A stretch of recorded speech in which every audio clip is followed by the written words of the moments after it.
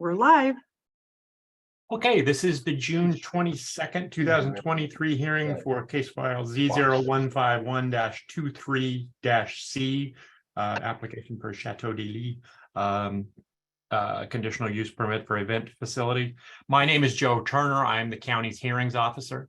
I'll start with some brief announcements and a summary of the process that will follow, so everyone understands how you can participate in the hearing today. I start by saying I am not a county employee. I am licensed as an attorney and trained as a planner. I serve under contract with the Board of Commissioners. I say that so you know you're getting a somewhat independent review of the application before me today.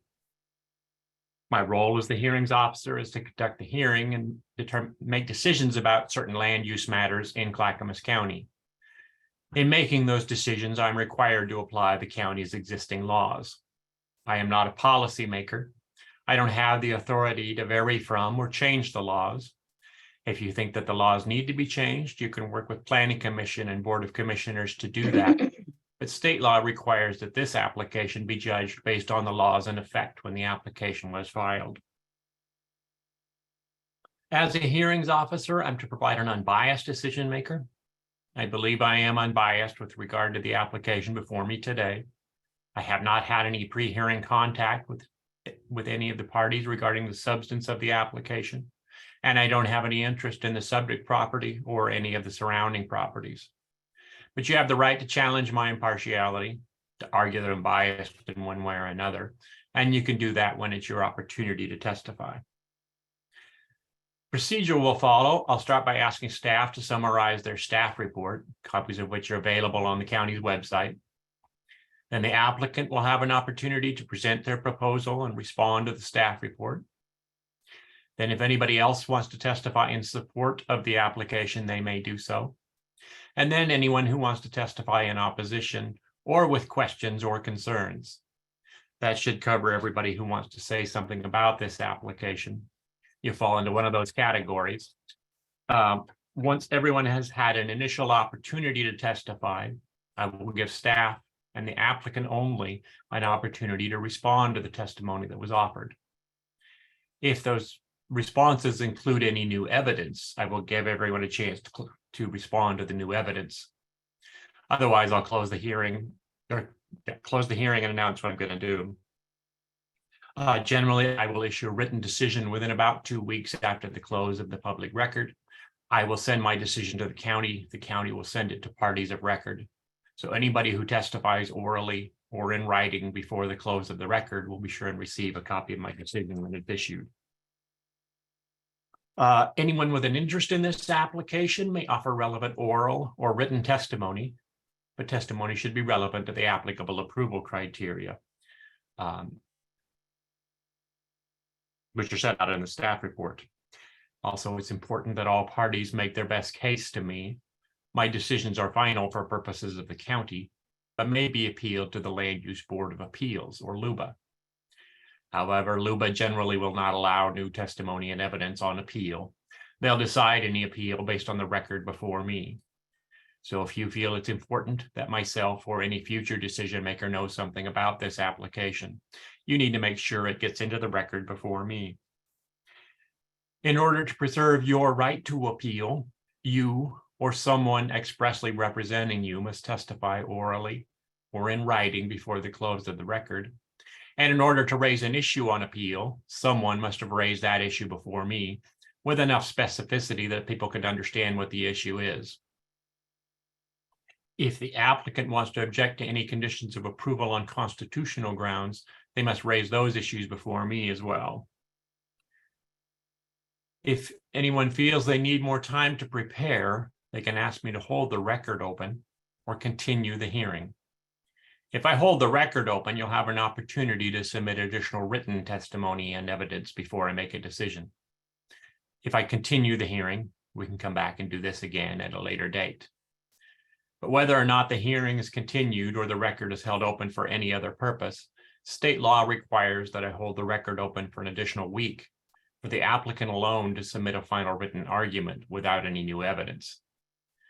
The applicant can waive that right if they choose, but if anybody else wants me to hold the record open or anybody wants me to continue the hearing, you must make that request before the close of the hearing today. Also, my decision must comply with state law that requires that I issue a final written decision within 150 days after the application was filed. So there's some limit to how long I can continue the hearing or hold the record open. When you testify, please begin by stating your name and your full mailing address.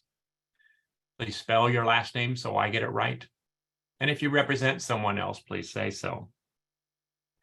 Staff will go over the technical issues of the Zoom platform, how you can request to testify, etc. When I'm done with my introduction, I'll go ahead and do that. But as I noted, testimony must be relevant to the applicable approval criteria. Testimony that of general support or opposition to this application isn't really relevant. If you test, I don't like this, is not relevant, or I like that this is a good use, whatever. But testimony that cites to a specific approval criteria, I don't like this because it doesn't meet this approval criteria, is highly relevant and is appreciated. Also, please don't repeat testimony offered by yourself or earlier witnesses. Repeating your testimony doesn't make your case any stronger. This isn't a popularity contest. Whether everybody loves it or everybody hates it is not an issue I get to consider. The only issue I get to consider is whether the application does or does not comply with the applicable approval criteria in staff, which are set out in the staff report. But that concludes my introduction. I'll let staff do their Zoom summary and then go ahead and start out with your staff report summary. Good morning. I am Joy Fields. I am the county staff assigned to this land use application Z0151-23. This public hearing will be conducted virtually using the Zoom platform. Panelists for today's hearing, which include the hearings officer, myself, and other county staff, and the applicant, have both audio and video capability. Audience members who have joined the meeting will have their mics muted unless they wish to testify, in which case they will be called upon to do so by the county staff moderator. Audience members' video will not be turned on at any time. Today's hearing is being recorded as required by law.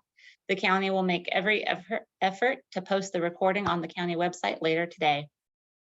There is a designated time during the hearing when it will be open for testimony.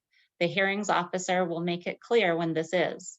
If you want to provide testimony, you will utilize the raise hand feature. Attendees on PC and iPad, you have a raise hand button on the Zoom bar, which is either at the top or the bottom of the screen, depending on the device. When the moderator switches you over to provide testimony, your screen will look different for a little while. Primarily, you will see all of the panelists' cameras, not just the one who is speaking. Staff will call upon you when it is time for you to provide testimony. Be sure to provide your name and mailing address when you begin. Once you have provided your testimony, your mic will be muted and your screen will be returned to normal. If the record is left open at the end of the hearing and you wish to submit additional testimony, email written testimony to jfields@clackamas.us. That's J for Joy, Fields like the soccer fields, @clackamas.us, or mail it to Clackamas County Planning and Zoning Division, 150 Beaver Creek Road, Oregon City, Oregon, 97045. This information is also located on a slide at the end of the presentation, so you will have another opportunity to understand where testimony can be submitted. Testimony must be received by 4 p.m. on the day the record closes. The staff contact email address is also available on the webpage where you found the Zoom link for today's hearing. People who testify and provide their mailing address will receive a copy of the hearings officer written decision. If you do not wish to testify but would like to receive the decision, you must provide your email or standard mailing address. You can do so by emailing the staff contact for the application or by entering it in the Zoom chat function during the hearing. And that concludes my intro. Okay, before you move on, I see if we still have that one raised hand, see if we can address that question. Carol has her hand raised. Did you have a question? Please unmute yourself. If you don't have a question, please click on the raise your hand button. So there we go. Okay, Yeah. no, I don't have a question. Okay, can you click on the raise your hand button? When we call for testimony, you can click on it again. Okay, Thank you. Okay, Ms. Fields, you want to go ahead with the staff report? I will.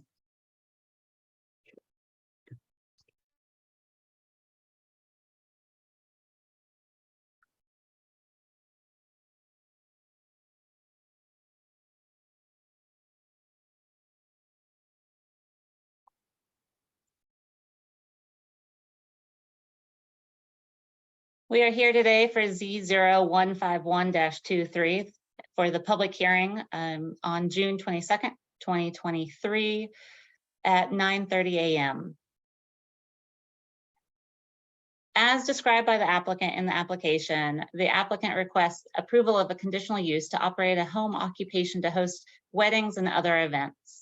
The applicant proposes to hold the events primarily on a 68.83 acre parcel that is known as tax lot 3S2E2700900.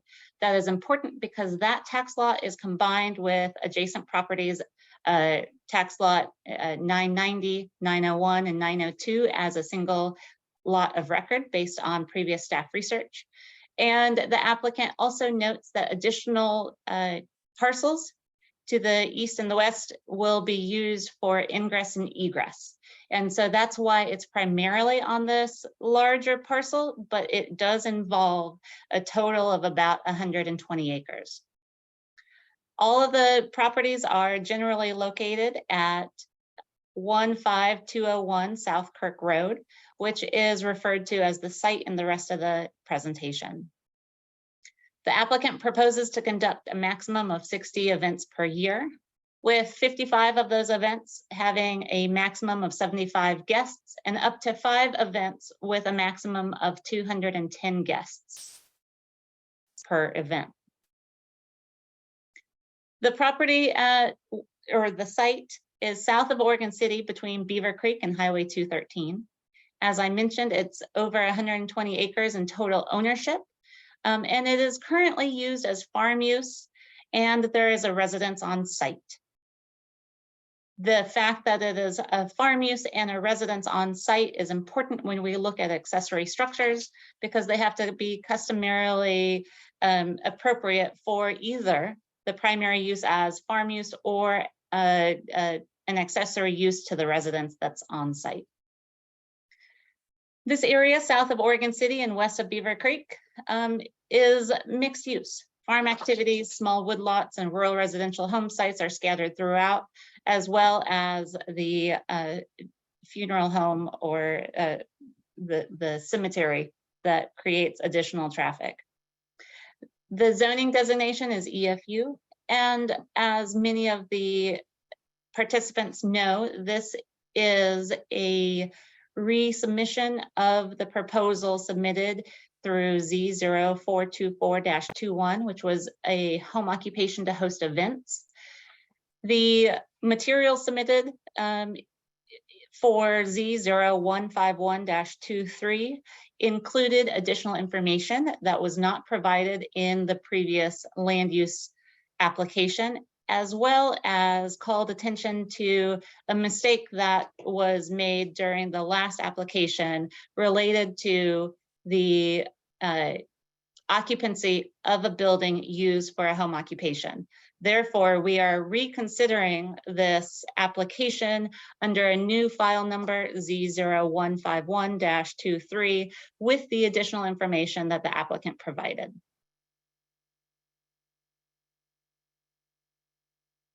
As noted, the property is to the east of 213 and involves many different tax lots.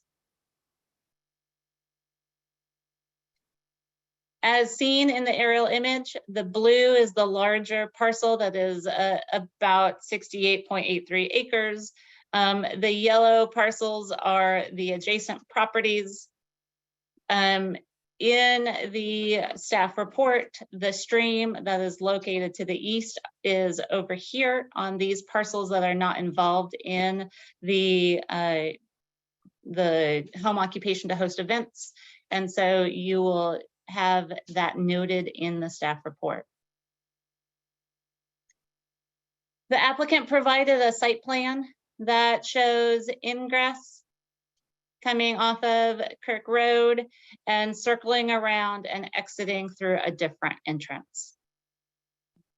It includes parking areas, a pond, a residence, a greenhouse or a arboretum or a conservatory, different names for a structure that is accessory that is used to grow plants, as well as a pool area and an outdoor kitchen.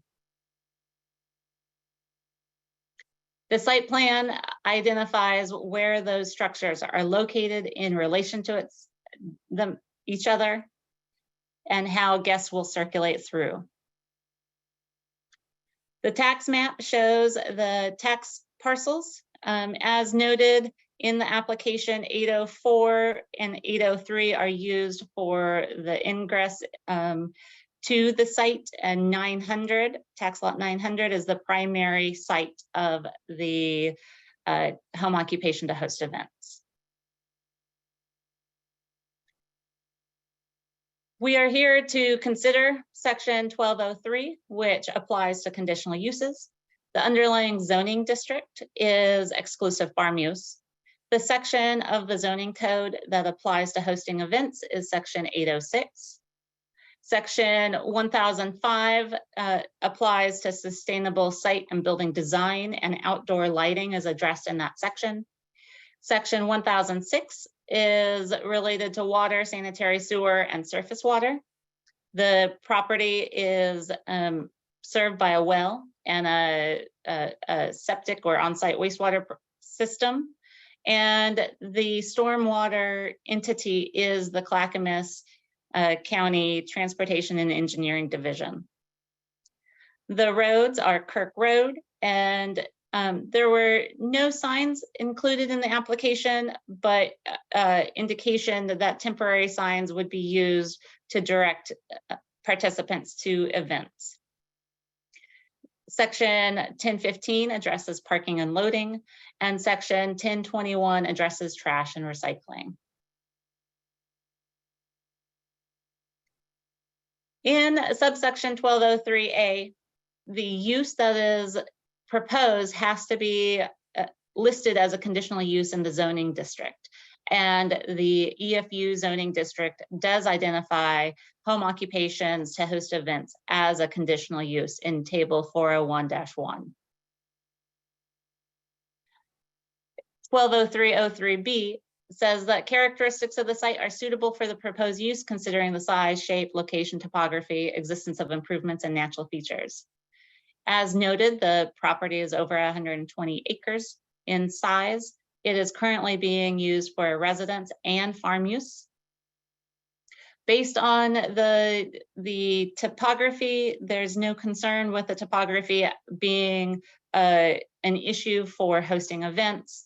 The improvements include the residents as well as farm worker dwellings and farm structures and trails. There is a stream on the east side of the lot of record that is not near the proposed development. And the location, the one issue that the community members raised in their testimony thus far was the rural nature of the location and concern with traffic. Section 120303C says that the proposed development is consistent with subsection 1007, and the safety of the transportation system is adequate to serve the proposed development. The applicant provided a traffic impact analysis that indicated that the transportation system was adequate to serve the proposed use, and the applicant voluntarily indicated that they would do traffic demand management to ensure that the traffic from the events would not conflict with funeral processions.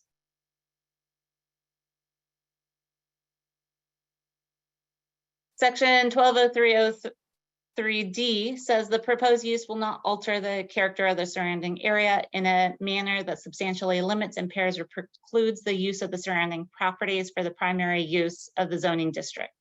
So as mentioned, the properties surrounding the subject site include rural residential farm and forest land, other exclusive farm use land. And so when we are looking at the impacts of this application, staff considered the impacts to farm and forest as well as residential use.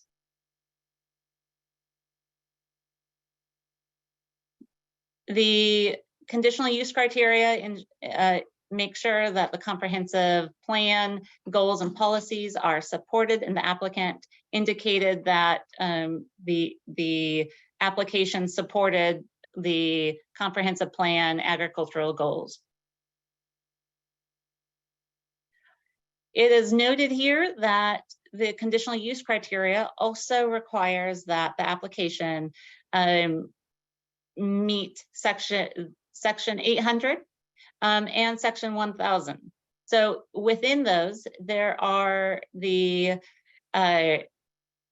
section 806 that applies to home occupations to host events, and the development standards for parking and loading, outdoor lighting, and a variety of other items in the section 1000s.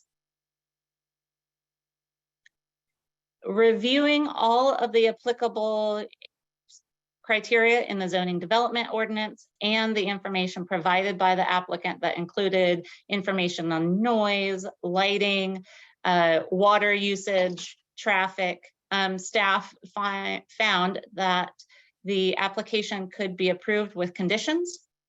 And it is recommended that the conditions provided in the staff report be amended to add a condition of approval to include the transportation demand management that was proposed by the applicant outlined on page 17 of the staff report.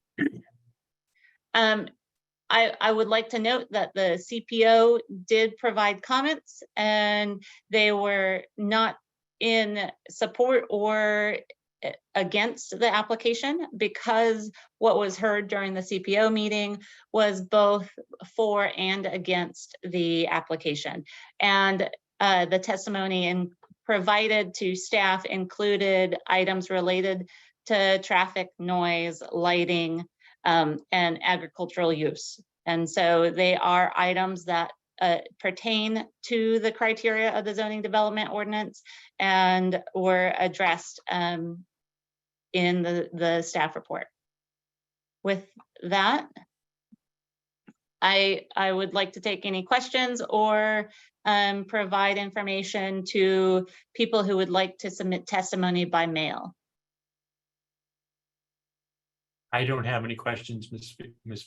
Fields. Thank you. Mr. Childs, do you have your opportunity to present the proposal and respond to the staff report? Yeah, I just have a quick question. I had shared the link, Can you give us your, that I received. Mr. Childs, can you state Yeah. your name before we begin, just so we know who's Sure. My name is John Childs. And this is my wife, Chauncey. So I had shared the link that I had received, the Zoom link, with another resident of the road here. And that's why you saw my name twice trying to get on.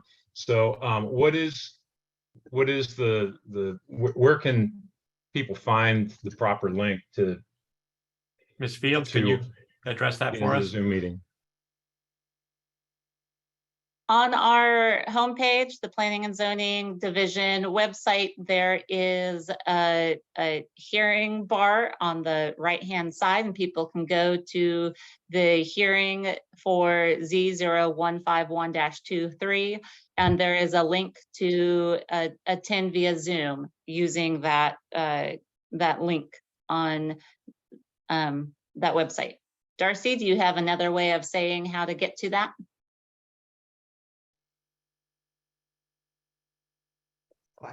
Sorry, I'm actually copying the link, and I'm going to email it to you real quick, Mr. Childs. Okay. And Ms. Fields, if you want to stop sharing your screen, we can see people when they're testifying. Okay, so that should be coming into my email here. Yep. Well, all things working. Assuming technology is working for us today. Yeah, my Outlook Okay. is giving me problems this morning, but Okay. so I just sent it. Hopefully it comes Going on here. right through for you. Minimize. Return to meeting. Just minimize and see if we're gonna return. Okay. Or they can go to www.clackamas.us, go to the planning page under departments, click on planning and zoning. And then Yeah, I'll hearings wait for the officer. link. What's that? I'll wait for the link if that's okay. Okay. Yeah, it Whatever's should. easiest for you. You sent it to my email, right? I So did. that should be showing up here. I'll just watch for it out of the corner of my eye. Yeah. Okay. So is it my turn? Yes. Okay. All right. Thanks for the introductions, etc. So I've prepared a statement that not only explains the project, the application, etc., but also some history of our application and some of the background information, and also for the benefit of some of my neighbors. It's important to me that they understand why we're doing a reconsideration. So if you'll allow me, I'd like to just briefly go through the denial points from last year's application so that they understand the reasoning behind all this. Okay, so, and I'll be looking at my computer screen. We're on my wife's laptop here. No problem. My screen doesn't have, my monitor doesn't have a camera, so I'll just be reading the statement off of my computer. As everyone knows, our application was denied last year on 4 points, 2 of which were later deemed a mistake in facts by the county, and 2 of which related to traffic concerns. Based on a traffic study performed by Global Transportation Engineering of Portland, the traffic concerns were disproven. For the benefit of those who don't know or understand how these 4 denial points were overturned, allow me to quickly review the facts. Denial point 1 relates to a claim that OAR section 660-033-0130 prohibits the proposed use on the site, which involves enclosed structures with a design capacity greater than 100 people and located within 3 miles of an urban growth boundary. This section of the OAR was misread by a local resident and misunderstood by county staff in our original application. Upon pointing out this error, the county planning staff agreed with me. This prohibition relates not to home occupation to host events, but to buildings with a capacity of 100, with a capacity over 100 people, relating to parks and public and quasi-public uses, as shown in a table that I will share. Okay. Share. All right. Can everybody see that? Now we can, yeah. Okay. So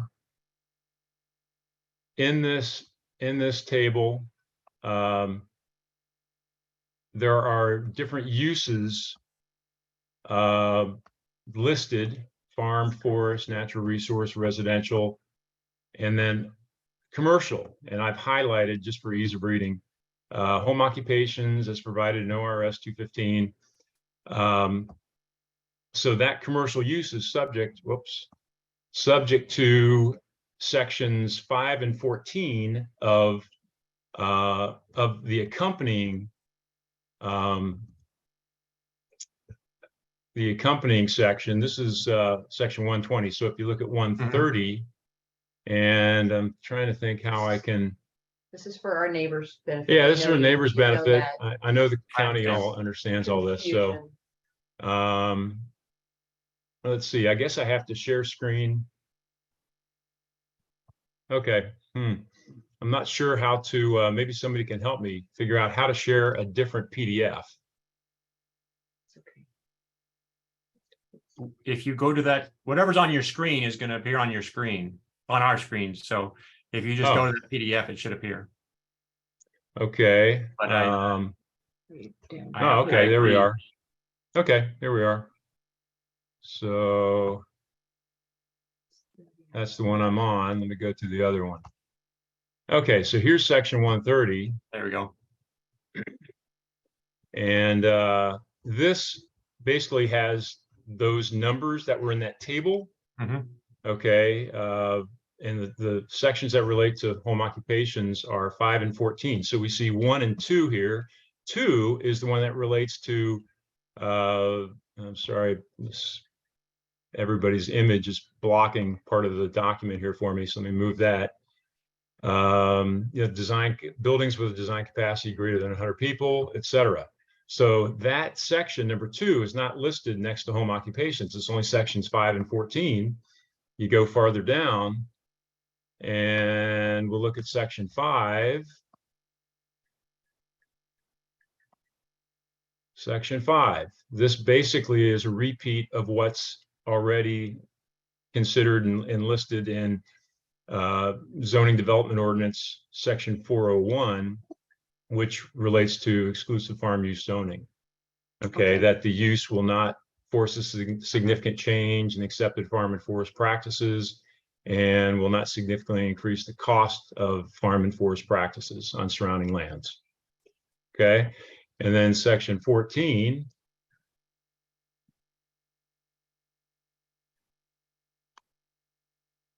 There we go, section 14. Says home occupations, parking of vehicles may be authorized. Home occupations shall be substantially operated in the dwelling or other buildings normally associated with uses permitted in the zone. And again, Home this is occupation. in the county code. So yes. Yeah, we're getting into county, and this is basically from 806, from Mhm. zoning development ordinance 806, home occupation and host events. All right. Yeah. So- So I agree that OAR that I cited does not apply. I got that one wrong. Yeah, We know you know. I understand. I realize that you understand this. I'm trying to just explain to the neighbors. No, I appreciate that. And Yeah, I think it's a there very strong opinion. are sections in this table. If you go to the very bottom, there are sections that reference section 2, which is that restriction on 100, buildings with capacity of 100 people located within 3 miles of the urban growth boundary.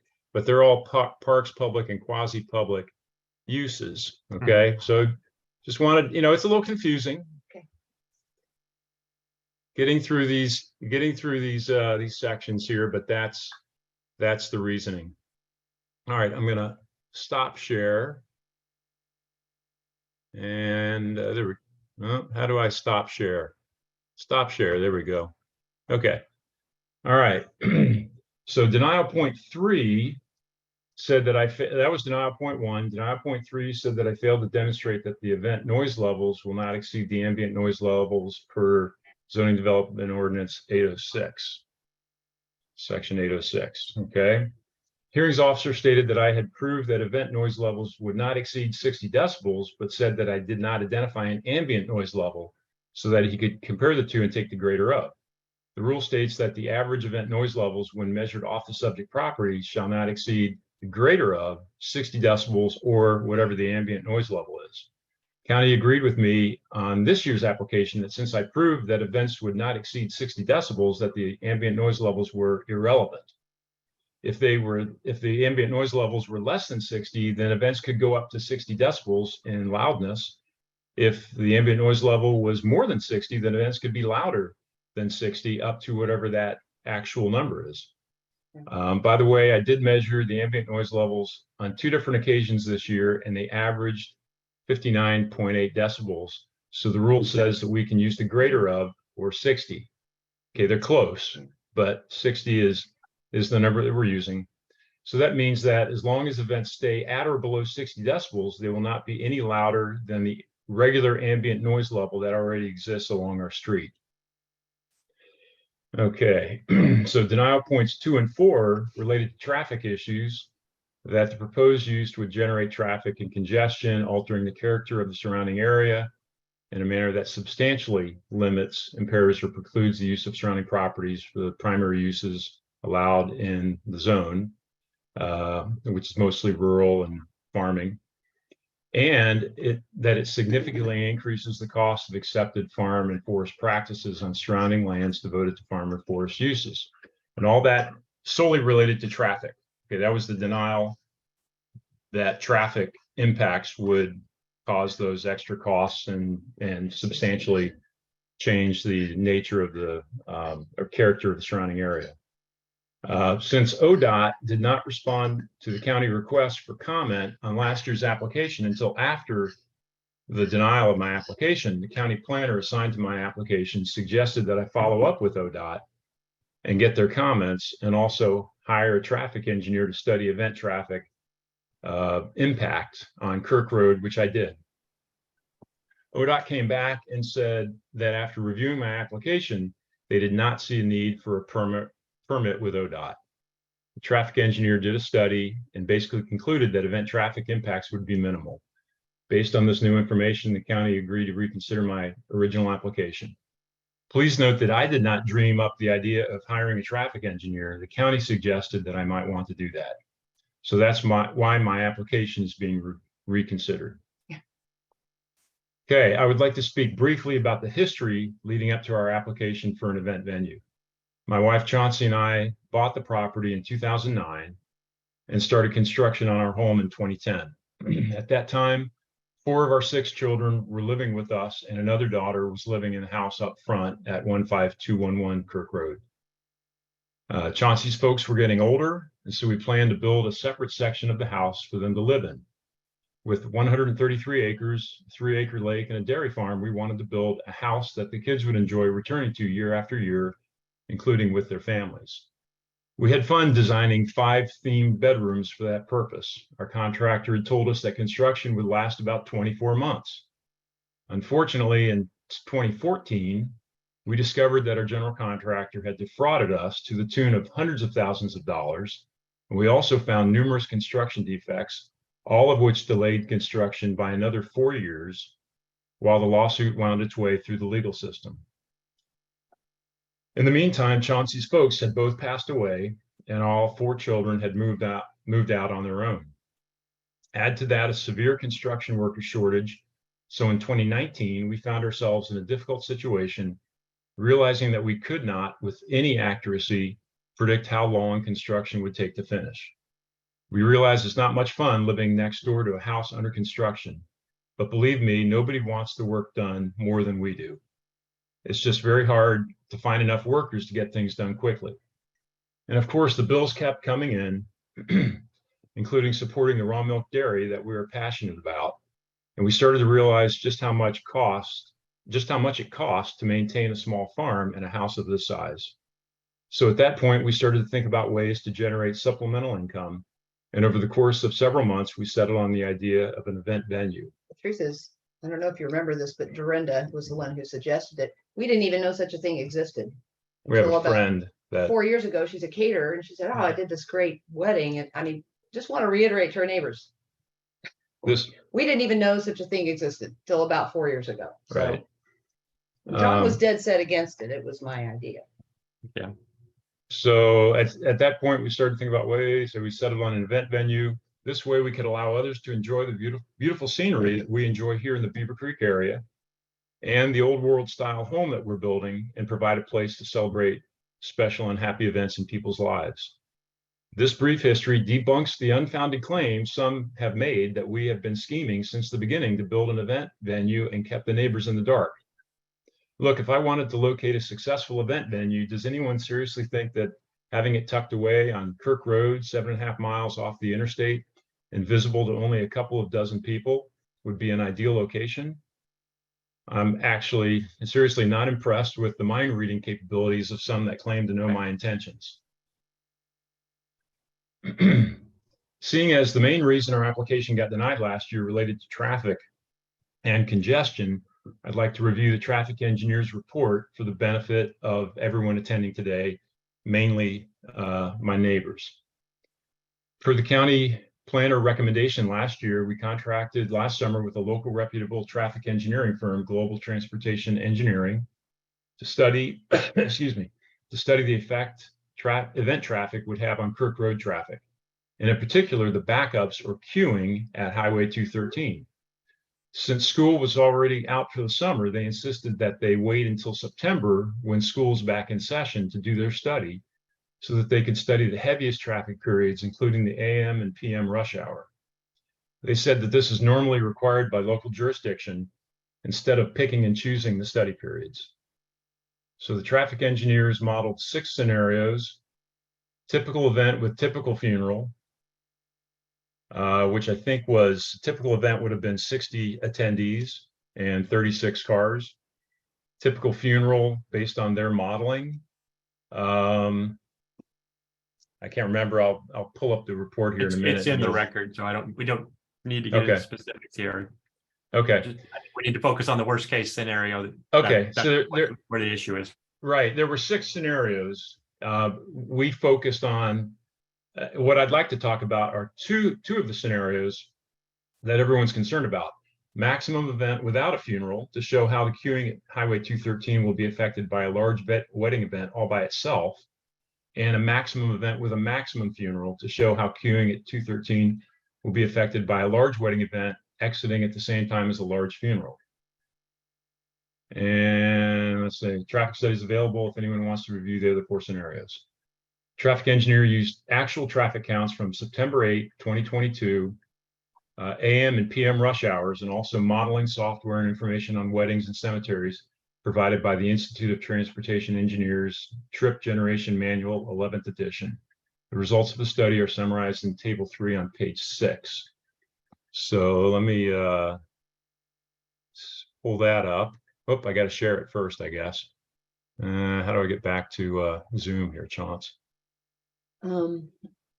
Just minimize stuff. Oh, okay, there we are. All right, let me go back to share screen. And okay, I'll hit share.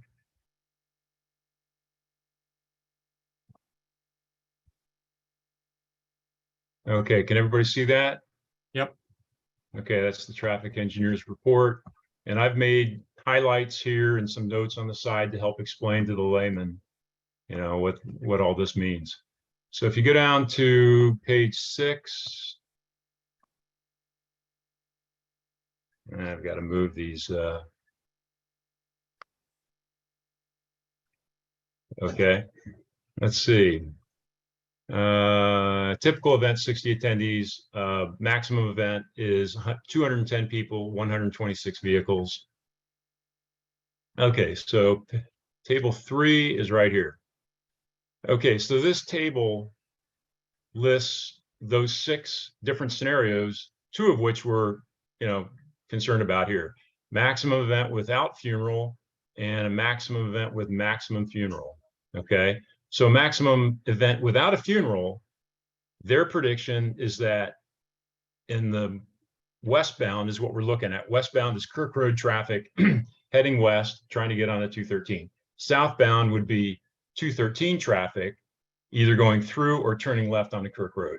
Okay, so their prediction, their software's prediction, I guess, is that in the AM peak hour, that you'd have 5% of the time, the maximum worst case scenario, you'd have 5 cars queued. In the PM rush hour, you'd have 6 cars queued. And each car is, they're saying, is 25 feet of spacing. So that's why they list the number of feet. Okay, and then maximum event with maximum funeral, this shows 41 cars and 38 cars. Well, their software doesn't have an option to model 130 cars leaving a funeral, or 200 cars, or however, whatever the number is, leaving a funeral simultaneously, meaning everyone's starting their engine, getting in the car, and getting on the street at the same time. the best they can do is 15-minute period. So their model shows 130 cars exiting within a 15-minute time period. And including, these other 5 or 6 cars that a maximum event, a large wedding, would have on that funeral. You'd have 41 cars in the morning, 38 cars in the afternoon queuing at Kirk Road. Now, we all know we've seen 130 cars queued up on Kirk Road because everyone leaves at the same time. So when I discussed this with the traffic engineer, I just told him, look, I'll leave, or I'll keep all the traffic. If there's a large event happening at the same time, or a large funeral happening at the same time as a large event is exiting, then we'll just keep the traffic on our property. We've got plenty of parking, and we've got the egress path will hold by itself nearly 70 cars. So, in the rare instance that a large funeral happens at the same time as a large wedding, we'll hold the traffic on our property. Okay, so the rest of this, talks about, how many cars are turning each direction, not queuing information, but, just the number of cars. All right, so in this report here on page, whatever I'm on, page 10 or 9, it explains my transportation demand management strategy. That's what it's a fancy name for what the traffic engineer calls traffic strategy. And it's all listed here. We'll have 2 employees, one at each end of one at 213 and one at at our egress exit point onto Kirk Road with cell phones that the one at the end at 213 will tell the other guy, okay, traffic's dissipated. You can release your traffic. So that right there guarantees that we'll never have an event that is going to add to one of these large funerals. It just won't happen. All right. So let me go back to, and he also stated in here that I don't remember exactly where it is. Yeah, it's right here at the top. That traffic from our proposed event venue will not substantially limit the use of surrounding properties or significantly change or increase the cost of accepted farm or forest practices in the area. Now, I would have thought that this report would have been received with relief and smiles on everyone's faces, that event traffic won't have any negative impacts on the neighborhood, but that wasn't the case with some of my neighbors. There are still neighbors that are dead set against my application, in spite of the fact that all of the objections related to traffic, noise, and lighting have been debunked. It seems that some people are just against any sort of change that they don't initiate, no matter how minor. Here are some of the complaints filed by neighbors, and I realize that not all of these address specific approval criteria, but I have to live with my neighbors. And I want to be a good neighbor, and I want to have good relations with my neighbors. So I would like to address some of their concerns, even those that don't directly relate to approval criteria. So one of them stated that the traffic engineer modeled 130 cars from a funeral, but I've seen 200 plus cars leave a funeral at the same time. My response is that it really doesn't matter how many cars are exiting from a funeral. We will hold our traffic on site if an event is ending concurrently. We will not be adding to large funeral traffic events. Neighbors are also claiming that emergency vehicles won't be able to access their homes due to all of the event traffic, and that a large fire truck and a large pickup truck won't be able to pass each other on the road. My question is, has that ever happened, even during a funeral, or are you making things up? Another complaint, 60 events per year will be very disruptive to our neighborhood. My response is that we have had wedding receptions for 2 of our children and children of 2 of our friends in the past 2 years, and the only one that was noticed by neighbors was the recent one in which we placed sandwich boards on Kirk Road to let people know they were at the right place. The point is that without sandwich boards telling the world that a wedding reception was taking place, the fact is that none of our neighbors would have noticed. Each of those receptions had over 100 people attending, and there was no queue on Kirk Road at Highway 213. Nobody's driveway got blocked, nobody parked on the street, and nobody noticed. And we know that nobody noticed because nobody complained. There have been pictures submitted of that wedding that where we placed the sandwich boards on the street, but there were no pictures submitted of any other wedding receptions that we've had at our house. We know we would have been reported. We know our neighbors, and we know that they're very vocal when they see something they don't like. I pointed this out at our recent Hamlet of Beaver Creek meeting. And FYI, we have not received a dime for any event held at our house so far. As far as I'm aware, we're allowed to have special events at our house so long as we're not getting paid.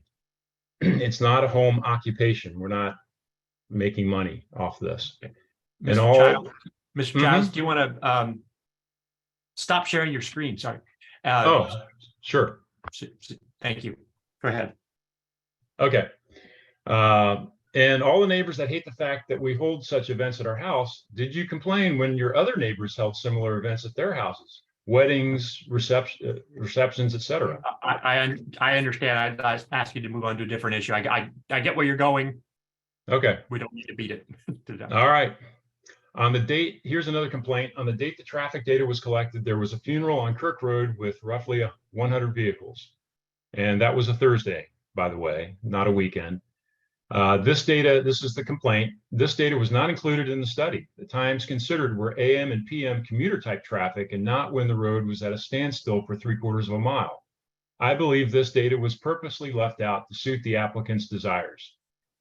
My response is that it's ridiculous to expect the traffic counters on that day to sit around for 6+ hours between the morning and afternoon rush hour to see if by any chance a funeral would be held.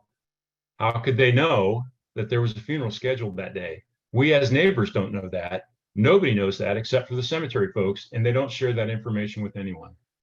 So to assume that the engineer knew this and purposely omitted it from his report is irrational and delusional. If this neighbor is so concerned about funeral traffic to the point of recording funeral data in a notebook and how many vehicles attended, why not address these concerns directly with the cemetery folks instead of attacking me and my application? My events will not add to funeral traffic, period, end of story. Look, we're just trying to discern the truth and based on actual provable facts using actual provable numbers and not maybes and things that might happen less than 1% of the time. Fact is that there are dozens of these wedding venues in Clackamas County and throughout the state of Oregon, and the state continues to grant event venue permits.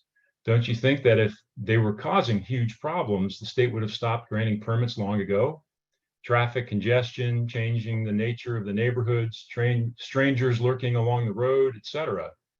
And if you doubt the accuracy of the traffic report, you have the right to go out and pay for your own and see for yourself that it will agree with the one we commissioned because they all use rigorous software programs that access information from the same databases that have been built over decades and decades of experience with every conceivable sort of activity, from funerals and weddings to ball games, rush hour traffic, proposed new roads and subdivisions, and everything else that could possibly impact traffic flows.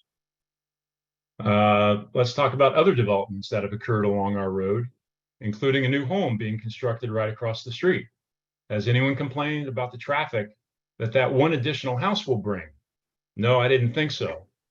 Let's focus on this application rather than on what else may be happening in the area. I understand you're trying to address the neighbors' issues, but I want to focus on the applicable approval criteria. We wish we could sit down with our neighbors and I discuss this understand. like adult people, but we can't get anybody to talk to us. Yeah, I understand. We can't get a word in with some of our neighbors. They scream at us. Yeah. So here's my opportunity to explain things. One other point I'd like to make is there is a roofing business at the end of Kirk Road that employs about a dozen people on site with just as many vehicles, making multiple trips daily, probably 30 to 40 daily trips. And then semi trucks delivering roofing materials. Add all that traffic up for 5 days a week, and you've got over 10,000 trips annually, nearly twice as much as my event venue will generate. Nobody complains. And nobody's complained about that. I mean, it's just we just feel targeted. There's a double standard Yeah. going on. We just want to be treated the same as anyone else, not better and not any worse. Let's see. Okay, so I'm going to skip some of this because of your desire to move on to the actual application here. So another neighbor complained that all the non-resident strangers that will be attending events will change the character of the neighborhood, invade our privacy, and put our children walking to and from school buses at risk. My response is, what about all the non-resident strangers that attend funerals across the street multiple times per year and for decades and decades? Have any of them ever kidnapped, committed burglaries, or even trespassed on any of our properties during or after a funeral? And don't children, are children using school buses on Saturdays and Sundays and during the summer when most of our events will be held? So anyway, Yeah. So Yeah. I just want to add that we've been threatened with bodily harm by somebody with firearm over texts, in letters, and right That's in our face. unfortunate, but it's not. Well, I'm just something gonna I say, need- I I'm just can't gonna do say, that. I'm not gonna stand to listen to personal attacks on this Okay. meeting. Yeah, Okay, and that's that why I has want to to. be- That's why I want to focus on the approval criteria. So when we get to Okay. the public, we're focused on the approval criteria. I'm going Well- to impose Okay. the same limitations on you guys as I'm imposing on the public. I want to focus on the approval criteria. Okay, so just I know one there's a last- lot of extraneous stuff. It's not relevant to what I need to consider. Okay, I just have one last paragraph, a short one, just a couple of sentences I'd like to read. We have made every effort during the last 2 years to meet the requirements of the application process, including reaching out to our neighbors several times to address their concerns and complaints. We have no desire to be at odds with any of our neighbors, and it's unfortunate that some have chosen to personally attack me and assume certain intentions on my part. We will continue to extend the hand of fellowship to all our neighbors, whether or not our application gets approved. So that's the end of my statement. Thank you, Mr. Childs. Mhm. Is there anybody else who'd like to testify in support of this application? If so, please raise your hand. I have Liz, nurse practitioners first. Okay, that one went away. That's what I thought it might be. If Liz, nurse practitioner, wants to testify in support, keep your hand up. Otherwise, please lower your hand, and when it's your opportunity to testify about other issues, we'll give you a thank you. Kathy Raffali, I hope I'm pronouncing that right. Okay, you're unmuted. Should be able to hear Hi you. there, can you hear me Yes. okay? Yep, we can. So I would like to testify on both sides. Can you state your name and your full mailing address? And Kathy Rapley, 16047 South Beaver Glen Drive, Oregon City, 97045. thank you. Can I testify both on pro and con? Sure. Is that possible? Okay. Okay. So I'm a new resident to Beaver Creek. And I personally have driven by this location, and I just want to say I think it's beautiful. And I think that there is a lot of positive to having homes that are kept up and in a rural area. And I think having events like this just increases awareness of how beautiful our area is. I do have concerns, but I'll save it for that. But I do want to say, I think that there are a lot of homes that are not kept up as well as this location. And I think that there's obvious time and energy and money that has been devoted to trying to make And this Ms. Raffley, that's really not, like I said, that's not relevant to the approval criteria, which is what I need to focus on. Whether other properties aren't being maintained is more of an enforcement issue. Okay, well, I just wanted to say that I think it has a positive impact on the value of the homes that are surrounding it. Mhm. I don't know if that's a positive, or I don't know if that's, Property values are not relevant to the approval criteria. Is the short Okay. answer. well, I don't have anything else positive to say, so Go ahead with what the rest of your testimony. that, If you have concerns, go ahead. so my only concern would be how narrow the road is. And Kirk my Road, I assume. Kirk Road. And my other concern is that at one point, Beaver Glen, the road that I live on, and Kirk Road connected. And I in no way would want that road to be connected to help alleviate traffic. And that's not proposed. That would be my only concern. Thank you, Ms. Rapley. If you want to click on your raised hand and it'll go away. We know thank you. Is there anybody else who'd like to testify in support of this application? Gene Freeman, and if there's anybody else, go ahead and click on your raised hand. We'll get to you next. Mr. Freeman, you'll need to unmute yourself.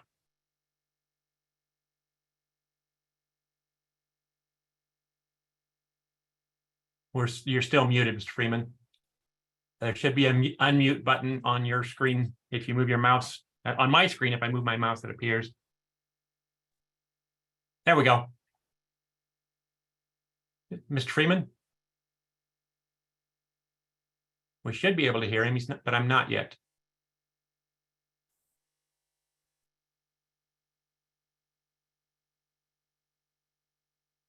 Staff have any suggestions? Because we're still not hearing Mr. Freeman.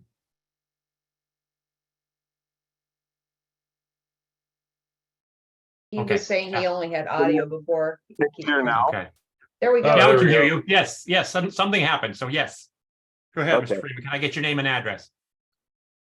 Gene Freeman, 15401 South Kirk Road. Okay. Yeah, I would like to testify in favor.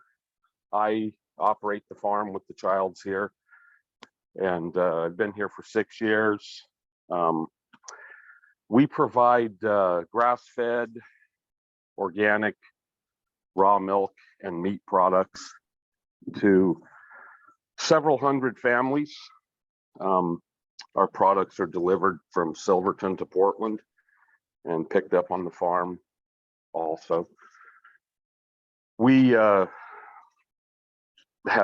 other than the large funerals, we've never had an issue with traffic. And even on the large funerals, we all learn to live with it. And it's never usually, even with traffic back up all the way down Kirk Road, we're rarely more than 10, 15 minutes that I've ever, seen the wait. So I don't believe traffic, noise, or lighting would ever be an issue.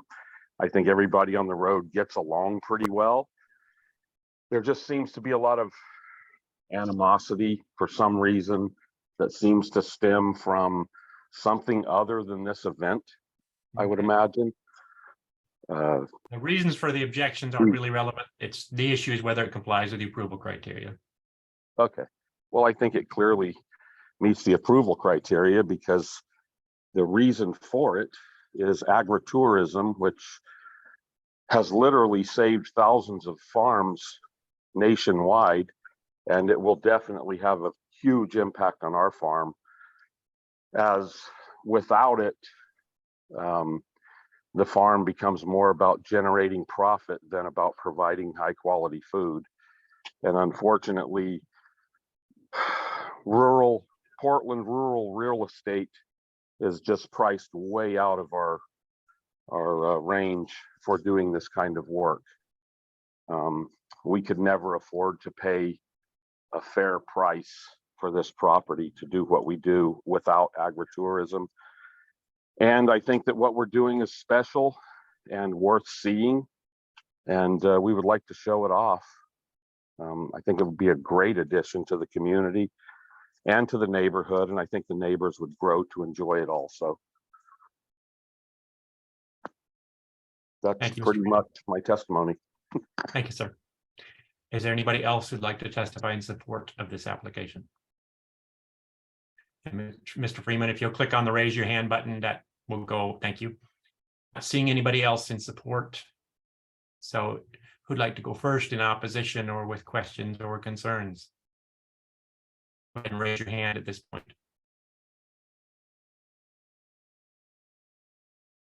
There we go.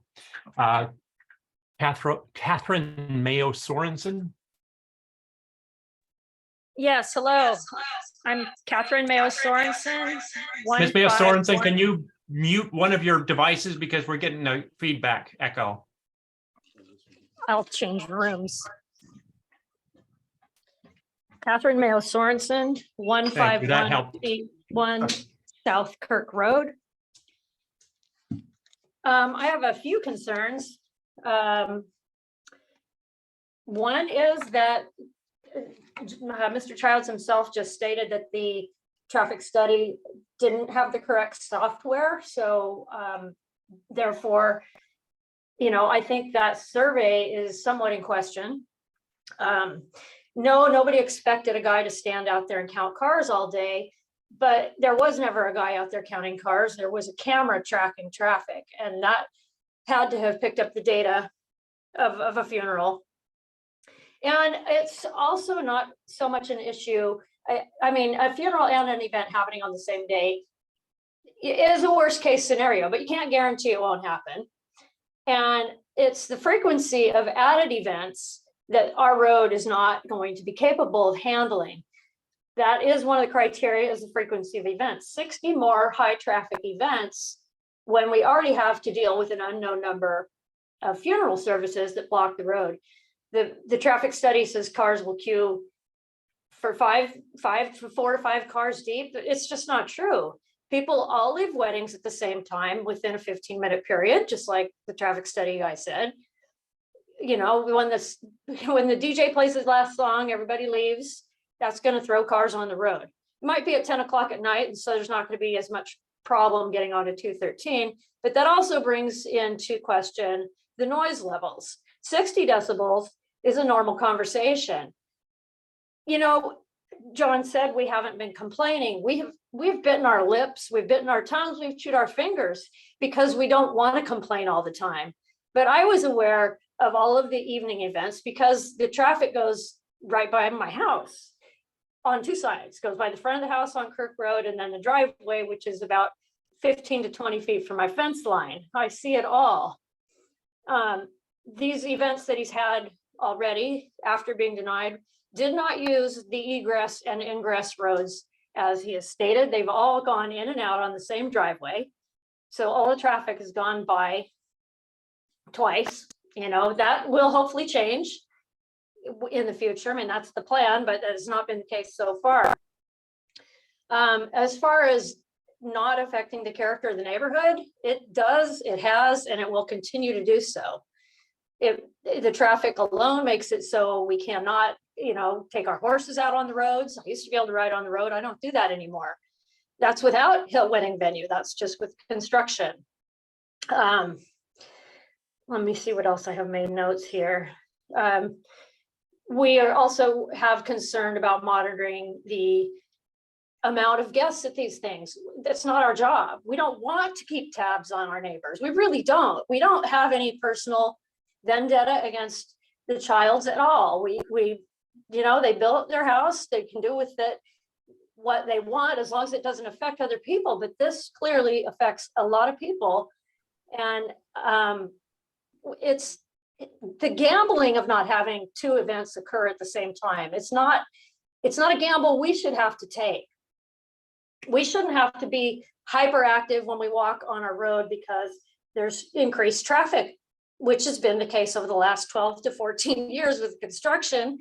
And when that's over, our reward is for not complaining is to get just assaulted with more noise, which I've heard from these other events. And I don't know how you can keep a bride and groom from celebrating. I don't know how you can keep a bride and groom at a wedding party from drinking champagne and then getting out on the highway. There's just a lot of negatives and very few positives. We have not felt welcomed to be neighborly. That has not been the case. That's not relevant here, but we just don't see any positives to having this encroach into our neighborhood. It seems like it's a way to profit for them at the cost of their overbuilding, which is not everybody's problem. Thank you. That's what I have to say. Thank you, Ms. Mayo Sorensen. Liz, nurse practitioner. Hello, my name is Elizabeth Rafael Brick. Can you spell that for me? Yes. So Elizabeth, ELIZABETT. Yeah, that one I got. Rafael, RAFFAELL. Brick, B as in boy, RICK. Is that a hyphen? Yes, Is that hyphen, your last name hyphenated? yes, please. Thank you. Go ahead. I reside and have grown up I'm here. sorry, I need your address, please. Oh, yes, thank you. Yes. Thank you. What I was saying is 15170 South Kirk Road. And I'm here with my father, Michael. He's the resident. I've grown up here for 45 years, reside here. Intermittently throughout the years, we're a military family that come back to be with my dad here. And so I was born and raised here.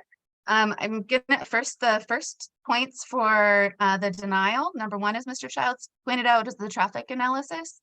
I was just going over the application there over the last couple of weeks, and it just is a little bit confusing because the concern of the residents isn't that parking for 100 or 200 cars could be dealt with this vast property that's owned. It's the road. You know, I grew up riding bikes down on this road, berry picking, selling to all the neighbors. I walked up and down this mile-long road for 45 years, but my own kids, I would not. And the only other kids in the neighborhood, which we're very fortunate to be able to play with, is actually the child's grandson who we adore. It's terrifying having them even just cross the road from house to house because there's tremendous dump trucks just barreling up and down. The one morning I was sat down to try to write my testimony was, you know, this dump truck to build this event venue driveway passed 16 times. It did 8 passes back and forth. And I was trying to get the mail. I sent in a video of it only because it's alarming how close this barrels at 30, 40 miles an hour up and down the road. So we don't allow the kids to ride on the road anymore. The residents here, as it's stated in this application, there's 18 residences here. And yes, one of them is a new house that my dad is building on a property which was purchased with the zoning in mind for a single family residence. This isn't a new family home. This was a property that was already had 2 families on it previously with a 100-year-old woman who unfortunately passed and was beautiful. So the family that's actually moving into that new build is smaller than what was there previously, which doesn't matter.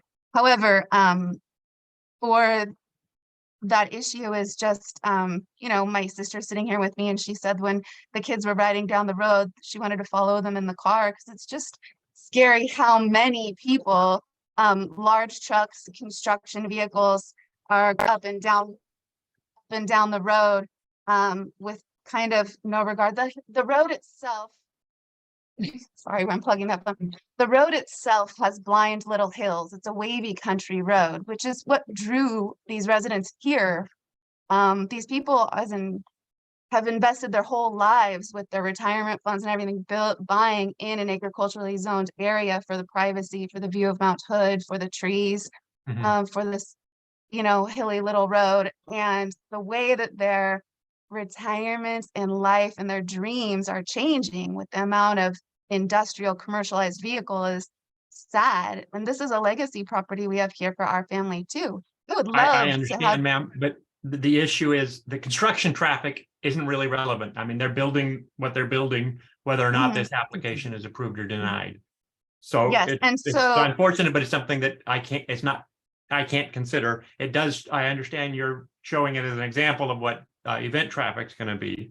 But okay, the criteria I have to apply is that traffic will impair or preclude use of surrounding properties. They'll change the character to such an extent that it will impair or preclude use of those properties for permitted uses.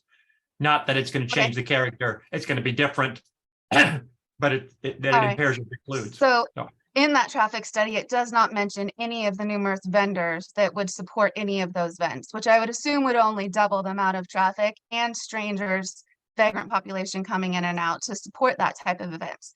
In that application, there's no mention of the type of vendors, whether it's party planners, decorators, florists, caterers, photographers, DJs. None of that is ever, it fails to mention any of that. For the third thing, the noise level, I don't really have, I love celebrating life events. So the noise level wasn't the hugest thing, but just in regards to this application, the ambient noise has changed. I mean, our new ambient noise is venue builders. The fourth thing, the ODOT study, again, there's no discussion of the impact of these residents who want to walk down the road that cannot do that anymore. There's no discussion of the kids in the county. It's zoned for residential. And so those families that are multi-generational sometimes, whether they're that aging population just wanting to walk to stay healthy down the road, can't do that, or the kids that get dropped off at the end of the road. So as I did, and is still, because now the county has less bus systems coming down to drop off down at the front of the house, kids have to walk down this road.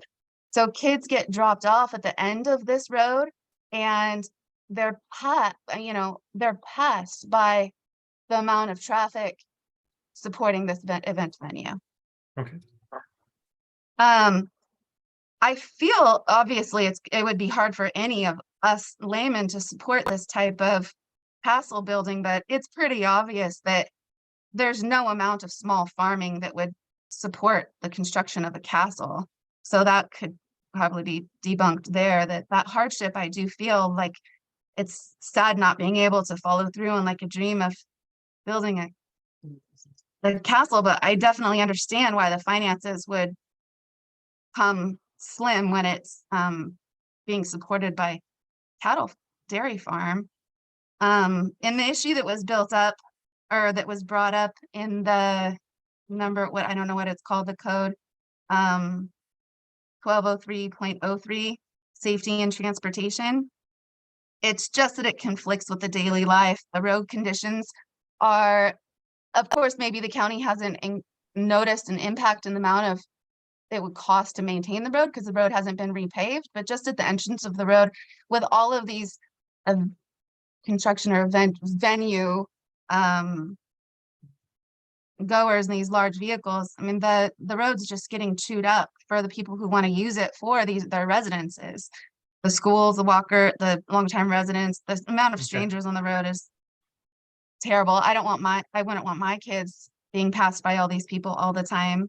The application fails to address the amount of support staff that it would take. It only says that 60 events, and it only lists the event goers, nobody else. And 60 events is understand. more than events a week. And as the child's mentioned, those will mostly going to be during the summer. They just had said that. So just during the summer being 1/4 of the year, on average, that would be over one event a week, but this would be 4 events a week for these kids that are just out trying to ride bikes in the summer. I understand. I asked, you made that point clearly about the bike riding and walking. So I'll ask you to move on to another issue. Okay.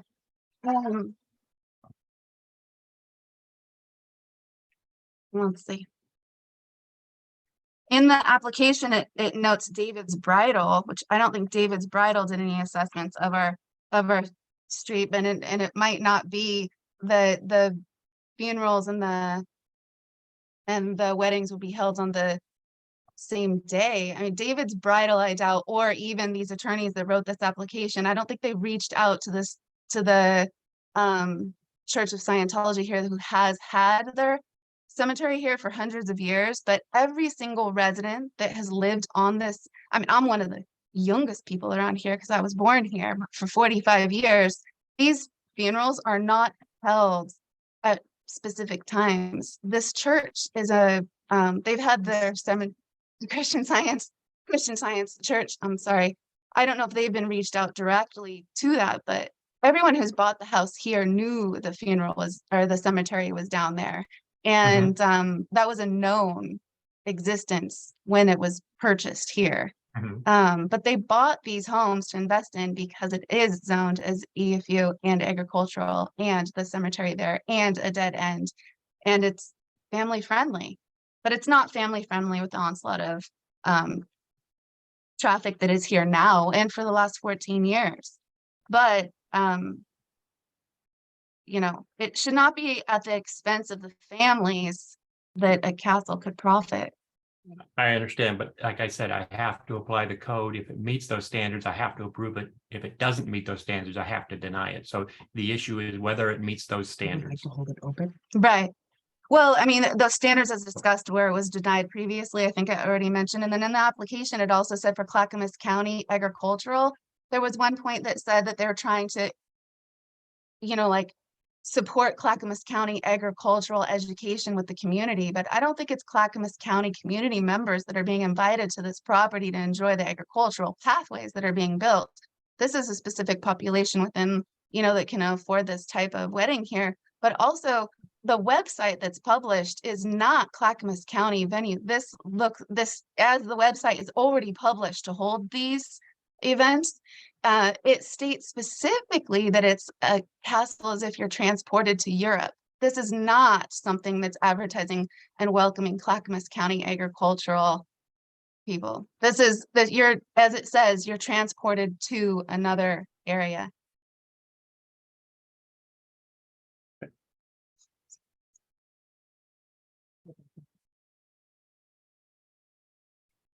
Anything else you And wanted to add? if this is held open, I can write these down. Again, celebrating these life events is a beautiful thing. It's just at the expense of the residents on this road, which has already been. Kids can't ride their bikes, people can't walk. It's changed the atmosphere in the community drastically already.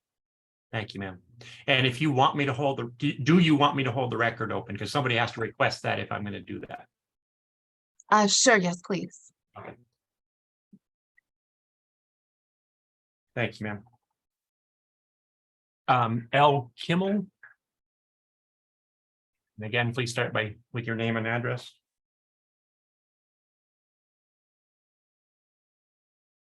There you go. Oh, there it is. Okay. We had Dennis Hoffman before. Oh, Kimmel. thank you. Sorry, the ranking here, the listing keeps changing. Mr. Dennis Hoffman, they've unmuted you, and you'll need to unmute yourself, Mr. Hoffman. And L. Kimmel will get back to you in a minute. Next. And Mr. Hoffman, you're still muted. You'll need to click on the unmute button on your screen. It's on the bottom left on mine. There we go. You hit it. Yeah, I made it. Mr. Turner, Dennis Hoffman, 14959 South Kirk Road, Oregon City, Oregon, 97045. I would like to talk in opposition of this permit on a number of couple issues. I need Mr. Childs to understand this is not personal. It's just common sense. One of my issues is this road, as you know, is a one-way in and a one-way out. In case of a large timber fire or evacuation order comes across, where are we to go on a level 3, level 4, or level 5 evac? There is no evacuation route out of here except to up to 213. And so I'm thinking if we have a funeral or if we have a wedding, is this going to come into play? I'm sure Mr. Childs is hoping that it doesn't, that none of these things do arise. But we can't live on, what I think is called, what if it doesn't, it's not going to happen. My other issue is mostly on safety.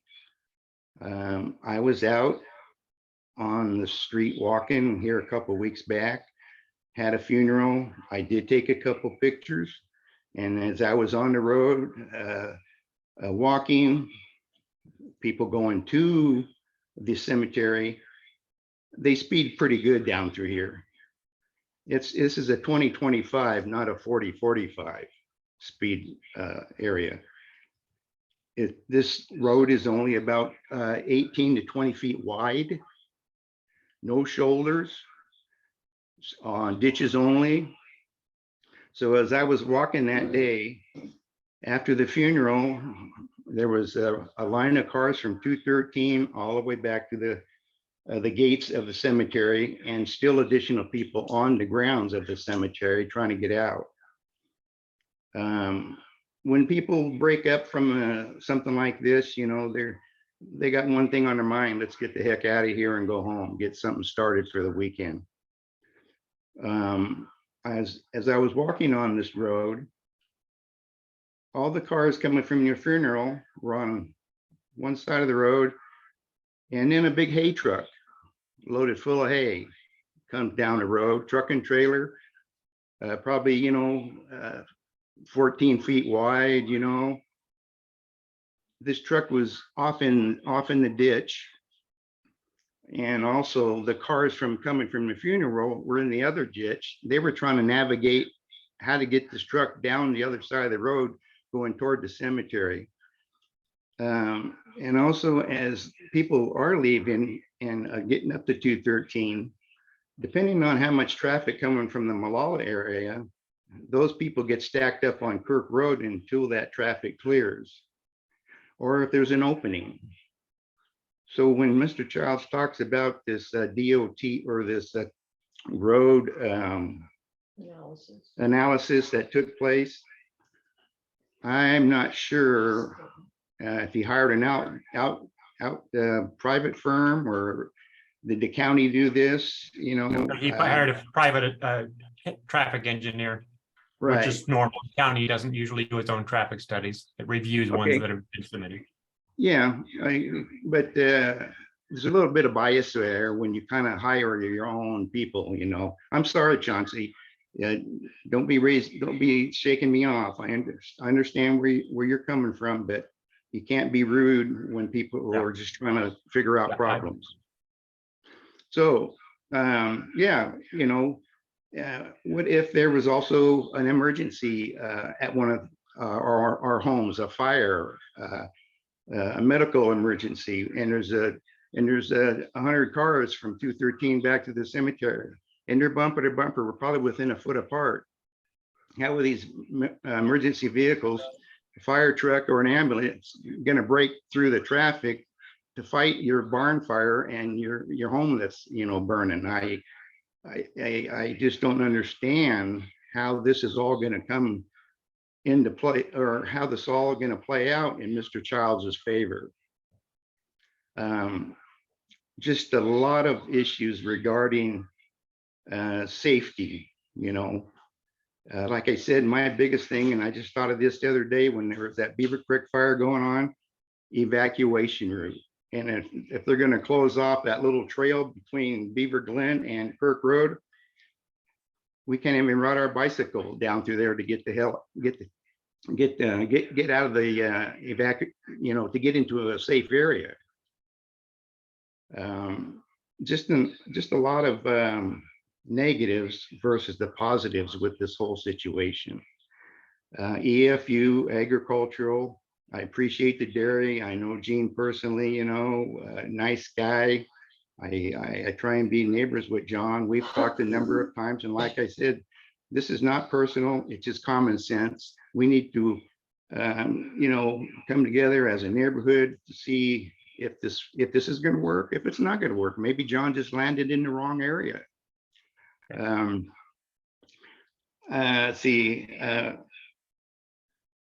Yeah, see, I think that pretty much covers what I wanted to say. You know, if there was, John brought up maybe, you know, with the speeding traffic, this is a county road, they don't even maintain it. This is chip and oil with no sides, degradation going on, you know. It's just chipping away and getting narrower. They say they got a 50-foot easement, but you know, nobody maintains it, you know. I maintain in front of my property. I know that's probably not an issue with this, but these are just some of the issues, Mr. Turner, and we as a neighborhood just want to we just want to be cordial, be neighborly, and just dealt fairly with. Yeah, I appreciate that. You know, someone just needs to hear not just John's side, but our complaints as well. Not really complaints, but, you know, just things that need to be hammered out. And my last thing is, just hopefully the county just doesn't go and find a loophole for John to put this through on, you know. Just keep mindful of the fact that we got to all live here, and I'm in opposition of this I understand. until a lot of things are to become hammered out. Okay, thank you, Mr. Hoffman. Thank you. L. Kimmel.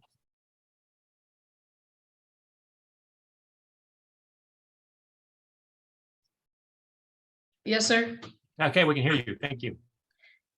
You can hear me now? Yep. Okay. My name is Lori Kimmel. I do live you- in Go ahead. Kimmel. That's on my screen. I'm wondering how you spell Lori, because I couple options. There's many options. Yes. Laurie. Laurie. Mhm. Thank you. Go ahead with your address. I live in Charlottesville Country Estates, which butts up to their property. And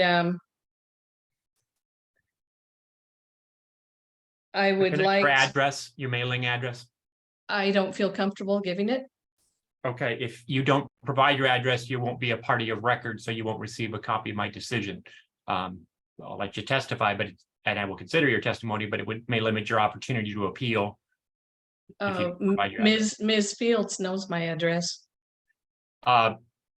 If you've submitted a letter with your address, that makes you a party of record. As long as it's somewhere in the record, you can submit Yes. it after Yes, the it is. hearing. Okay, that's that. Okay. All right, go ahead.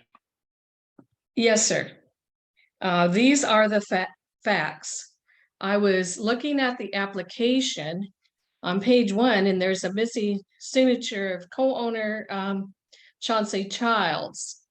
Luba decision 209-2018 in the Harris v. Marion County 78, it stated that both applicants must sign. On the line where it says I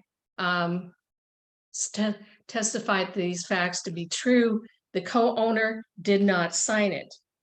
Moving on, Can I you give me noticed. that Luba? Can you give me that Luba number again? Yes, I had a PowerPoint presentation that I did submit. Okay, is that on there?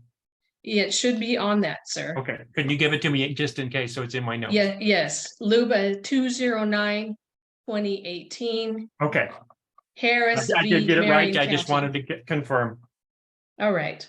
Harris v. Marion County. I can find it that way. Thank you. And then your PowerPoint. Go ahead. Yeah, these are the facts. I noticed several discrepancies in the application and things that were contrary to the facts. We'll start with page 8.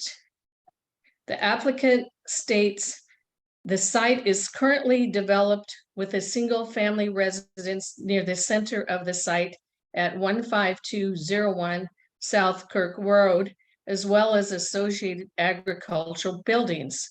There are at least 2 known homes on the property, primary and secondary by Kirk Road delivery entrance, both appeared occupied.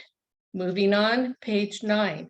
There are no significant, the applicant states, there are no significant natural features, rivers, streams, wetlands, slopes of 20% or greater geological hazards, mature trees or forested areas, draining areas, etc., other than a few mature trees that have not been disturbed by the property use.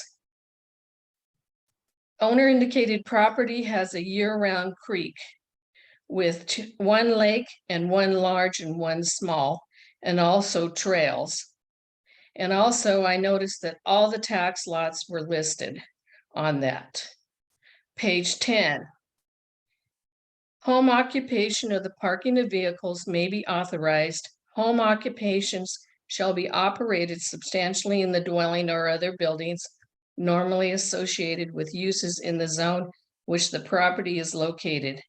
A home occupation can be operated by a resident of employee of the resident of the property or which the business is located and shall employ on the site no more than 5 full-time or part-time persons. Buildings and associated outbuildings covered swimming pool have not yet been built. Page 13, part 2, 1 delta.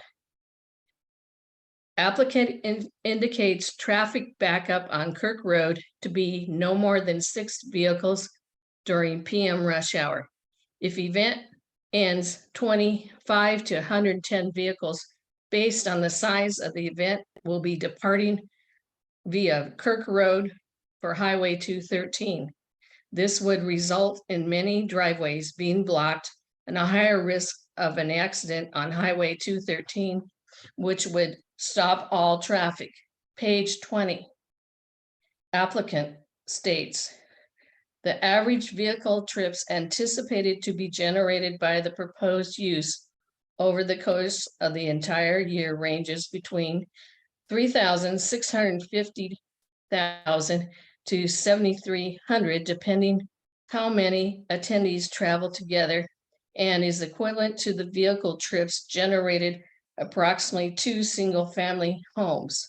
Based on the existing low traffic volume on South Kirk Road and limited number of annual trips generated by the event use, the existing right-of-way and roadway are adequate to support the proposed event use. Additionally, the applicant is not proposing any event parking along Kirk Road, so maneuverly along Kirk Road should not be affected. But each trip is a round trip for this explanation of conditional use. Applicant states 2 single-family homes with 2 vehicles each would generate 1,460 trips.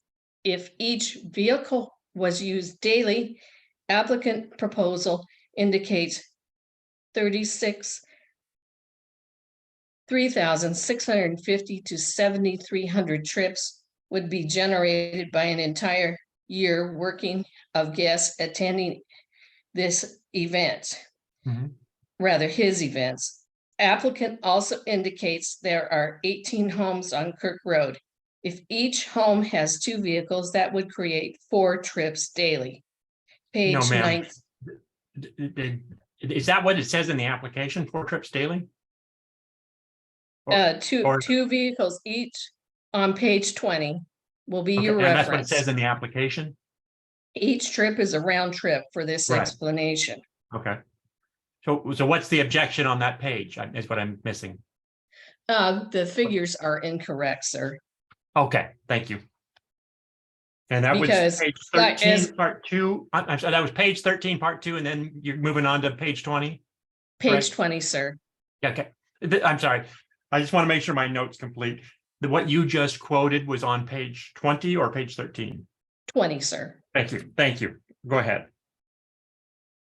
Page 19. Applicant indicates no degradation of air quality. With 110 additional cars on Kirk Road, air quality would be diminished and it will affect the neighbors and their animals. Page 20. Applicant indicates he would have 70 parking spaces for guests and 5 for employees. Yet a large event might have 110 vehicles. Insufficient parking. Also, no identified handicap parking, which is required for a public event. Moving on to page 12. Wedding duration. Applicant states wedding can last all day with setup, pictures, ceremony, dinner, reception, and dancing. Applicant fails to include additional contracted staff for these events, vehicles, parking, etc. A large event would require large catering staff plus bartenders, as alcohol would be served. And the probability of someone being served and then driving puts the neighbors on Kirk Road and those on Highway 213 at a greater risk. What kind of insurance coverage does the applicant have? Will it cover all these scenarios? Kirk Road, regardless of time of day, is a narrow 2-lane road with no turn lanes on Highway 213. Some traffic would go north and some would go south. Additionally, normal traffic on Kirk Road would continue, which would increase congestion as driveways would be blocked and drivers would be impatient to be on their way, which I have seen many times. And also, other concerns here is the lighting. Applicant indicates that fixtures would be upward and downward, and 75-watt incandescent bulbs, and entrances would be glare-free rather. In Oregon, Deschutes County has a dark sky ordinance. Mhm. And according to the McDonald Observatory Dark Skies Initiative, they can reclaim vast amounts of energy currently wasted on the night sky by using light fixtures that are shielded to reflect downward as needed, as well as using the smallest number of lights and lowest wattage bulbs as necessary to affect the area. Deschutes County's regulations or this dark sky initiative are not relevant approval criteria for this application in Clackamas County. It's not something I can consider. I have to know- decide whether it I know, meets but- county lighting standards. I'm putting that on the record that his proposal is incorrect. The lights should be downward, and they should also be the lowest wattage. Why? And What requires that? hopefully, anybody who wants to be a good neighbor Okay, will do that. yeah, Because out in this area, we do have stargazing and the dark I skies. understand. And that you're requesting the applicant to do that. I can't make him do that. I can only require that he comply with the lighting standards the county has adopted. Moving on, noise is a concern. The applicant has a gun range, which And that's not runs- part of this use, so it's not something I can consider. it is on the noise, following the noise ordinance. If you would give me. If the gun range is in violation of the noise ordinance, that's an enforcement issue, but it's not going to be part of this use. They're not inviting people out to shoot guns and for payment or compensation. If he cannot follow the county code, because we hear this through the hours of darkness, how can we make sure that he will do all Okay. the conditions that the county mandates? And sanitation is a concern. And in an email from Eric Engelbert, because in the previous application, he said he would have porta potties. And in this email, it says, "Hi, Joy. These folks are still showing a bathroom as part of their proposed arboretum. Whatever system that will be tied to will need to be sized approximately for the maximum number of guests allowed per event. The use of temporary toilets for the events is fine, but as long as there is a permanent bathroom as part of the proposal, the system will need to be approximately sized. Thanks, Eric Engelbert." Do you know which exhibit number that is? If not, I can track it down, but if I have it in my notes, it's easier. No, I don't have that Okay. for you. Okay. That was from what's the agency, the sanitation agency on the top of the letterhead? Eric Engelbert is an email supervisor, Clackamas County Transportation and Development On-Site Wastewater Program. That's okay, thank you. And I'm concerned about the load of the septic. Because most of us out here are Sure. on septics, and there was a development a few years ago, which was denied because there were too many homes and put too much pressure on the sanitation on that. Okay. And I had some concerns also on the application because it's indicating that the conditional use permit will be used for one thing. And then on the website, it, I'll bring it up here and read it to you, sir. It, on the website for Chateau de Lee, it says this castle includes 6 theme rooms for couples to explore. Couples can choose to rent out a suite the night before or after their wedding to compare the romantic fairy tale experience. That to me signals that there's going to be lodging. And in the case of Central Oregon Land Watch versus Deschutes County, it mentioned the fact that the applicant went and applied for one thing for a conditional use permit and then did another thing for the use of the property once they got the permit. And this to me, the website signals the fact that they're planning on doing lodging, and there is nowhere where on the application where it is done with lodging. The case you just cited, is that Luba or a Court of Appeals? It is your Court of Appeals. Okay. And do you have a citation? Because there's a lot of Central Oregon Land Watch v. Deschutes County cases out there.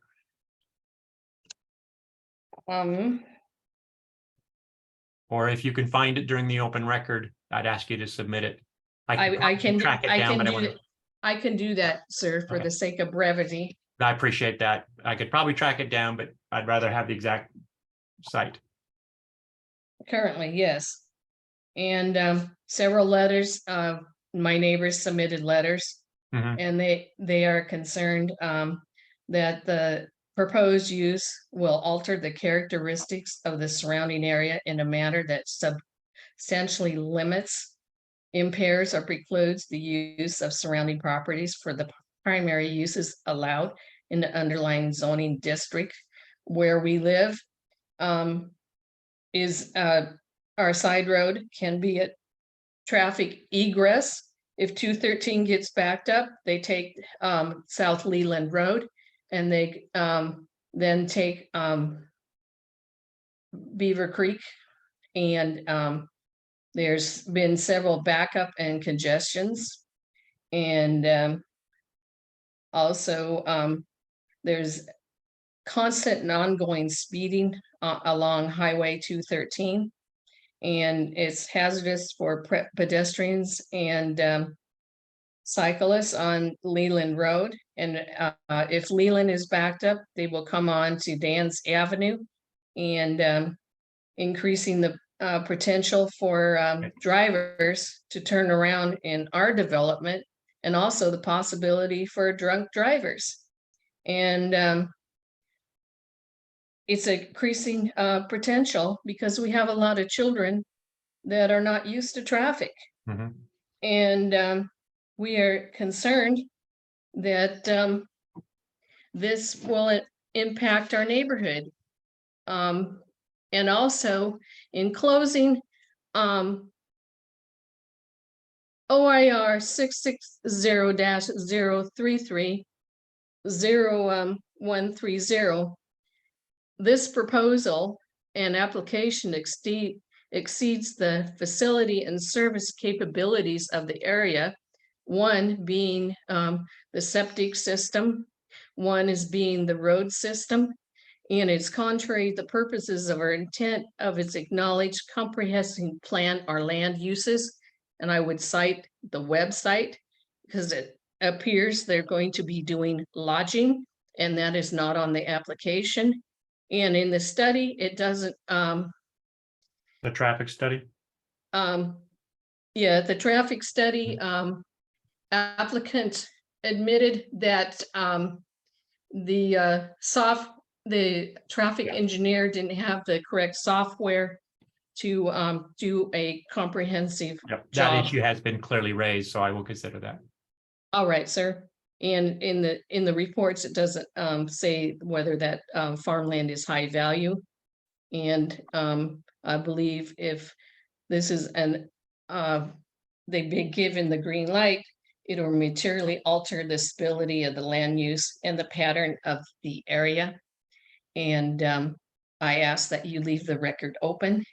And I thank you for your time, sir. And my background is property management. And helped manage a homeowners association. And our homeowners are very concerned because of the noise that we already receive from that site. Thank you very much. Thank you, Ms. Kimmel. Rick Kufel, I hope I'm pronouncing that right.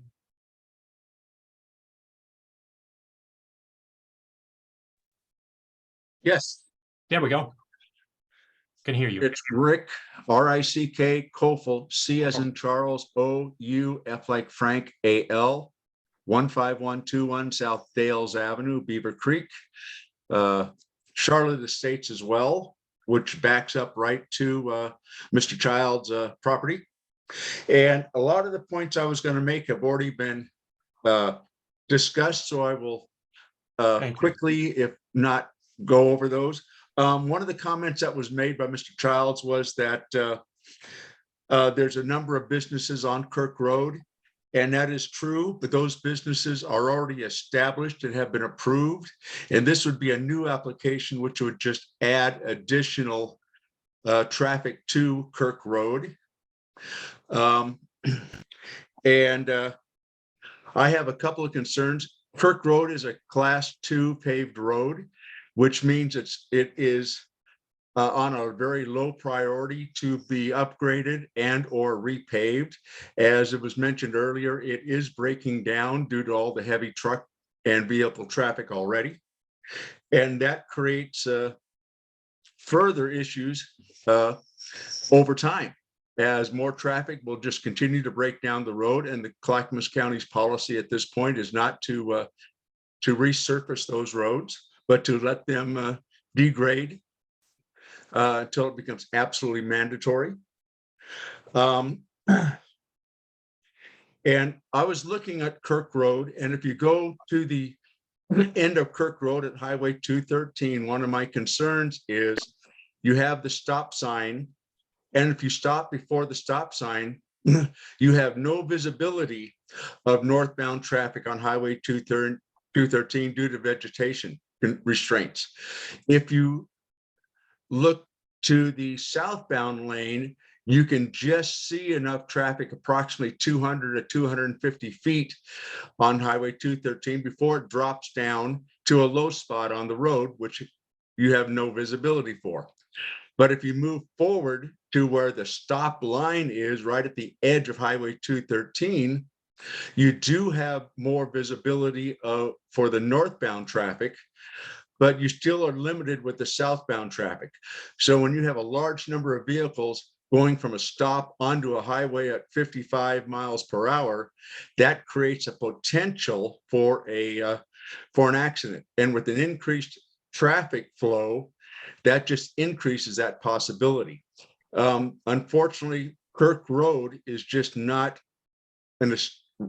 built to maintain the traffic level that it currently has, or that it would have with this application's approval, because it's not the daily traffic, it's just the traffic on the peak days where there would be an event and or a funeral. And those are pretty much going to be Fridays, Saturdays, and Sundays. And that is the biggest issue, is the volume of traffic on those select 3 days of the week during the summer. And that is my biggest concern, is that the traffic pattern and the road will not support approval of this application. Air quality was already mentioned, and it is a narrow road and 2-lane traffic for normal vehicles is doable, but tight. But obviously large commercial vehicles creates a real hazard on that road. And so my concerns there is the road is just not adequate to support this event. And without going into everything else that's already been said, I'll just conclude it at that point. Thank you, Mr. Gopal. Is there anybody else who'd like to say anything about this application who's not had a chance to do so? Gary Linton.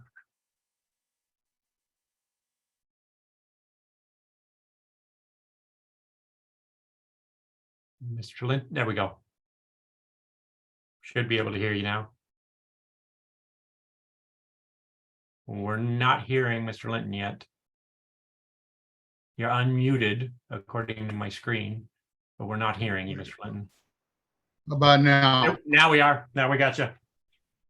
Okay. I'm not going to reiterate the points that have been brought forward. However, Can I get your have a address, name and concern- address, Mr. Linton? Oh, Thank I you. gave it before I muted. 15051 South Kirk Road. I've lived here for over 20 years. And Thank you. the one thing that I've noticed over that period, and especially during the course of construction, is the amount of traffic and also the amount of traffic that the dairy has generated that he talked about at the end of the road. My concern is there's a number of us in here who are aged, and there are others that have medical issues. And I'm very concerned about a ambulance or a fire truck, which I believe Clackamas County #1 will respond with not only the first aid car, but also an engine. According to Clackamas County District 1, those engines are 9.16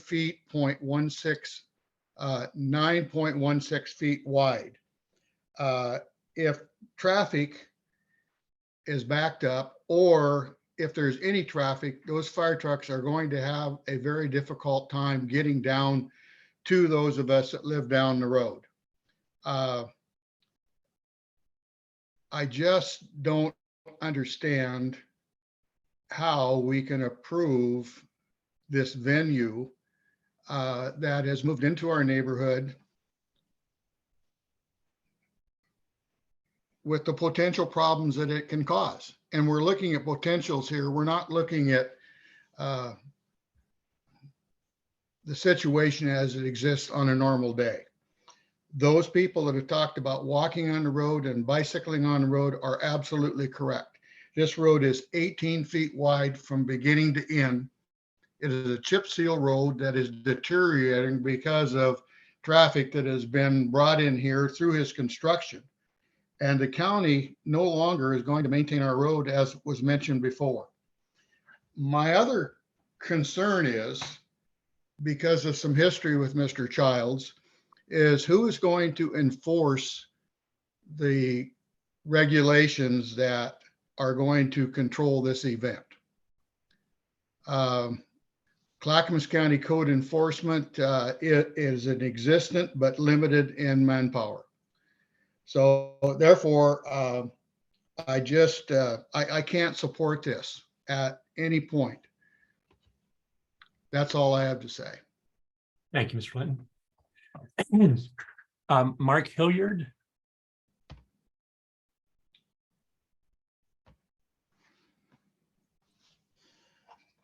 Okay, can you hear me now? Yep. Okay.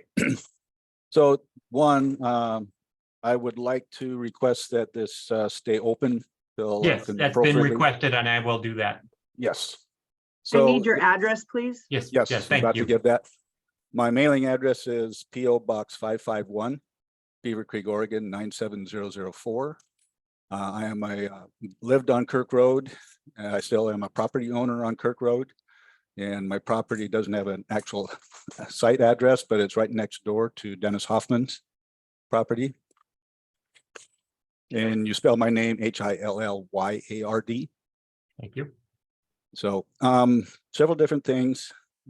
Most of those points have already been made, but I want to make sure that we understand that Kirk Road, chip seal, on the initial application, I gave a detailed analysis narrative and pictures showing where the road is failing and the underlying. And Mr. Hilliard, anything you submitted regarding the prior application is not part of this application record. This is a new application. So if you want, you can resubmit that during the open record.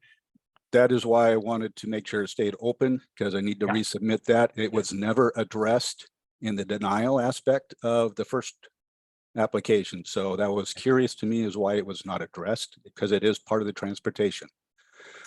The other part of that is on entrance of 213 and Kirk Road, as was pointed out several times, but the specific points are the site distances for the northbound, where people are trying to get on there unless they put their noses out into traffic. That distance is problematic.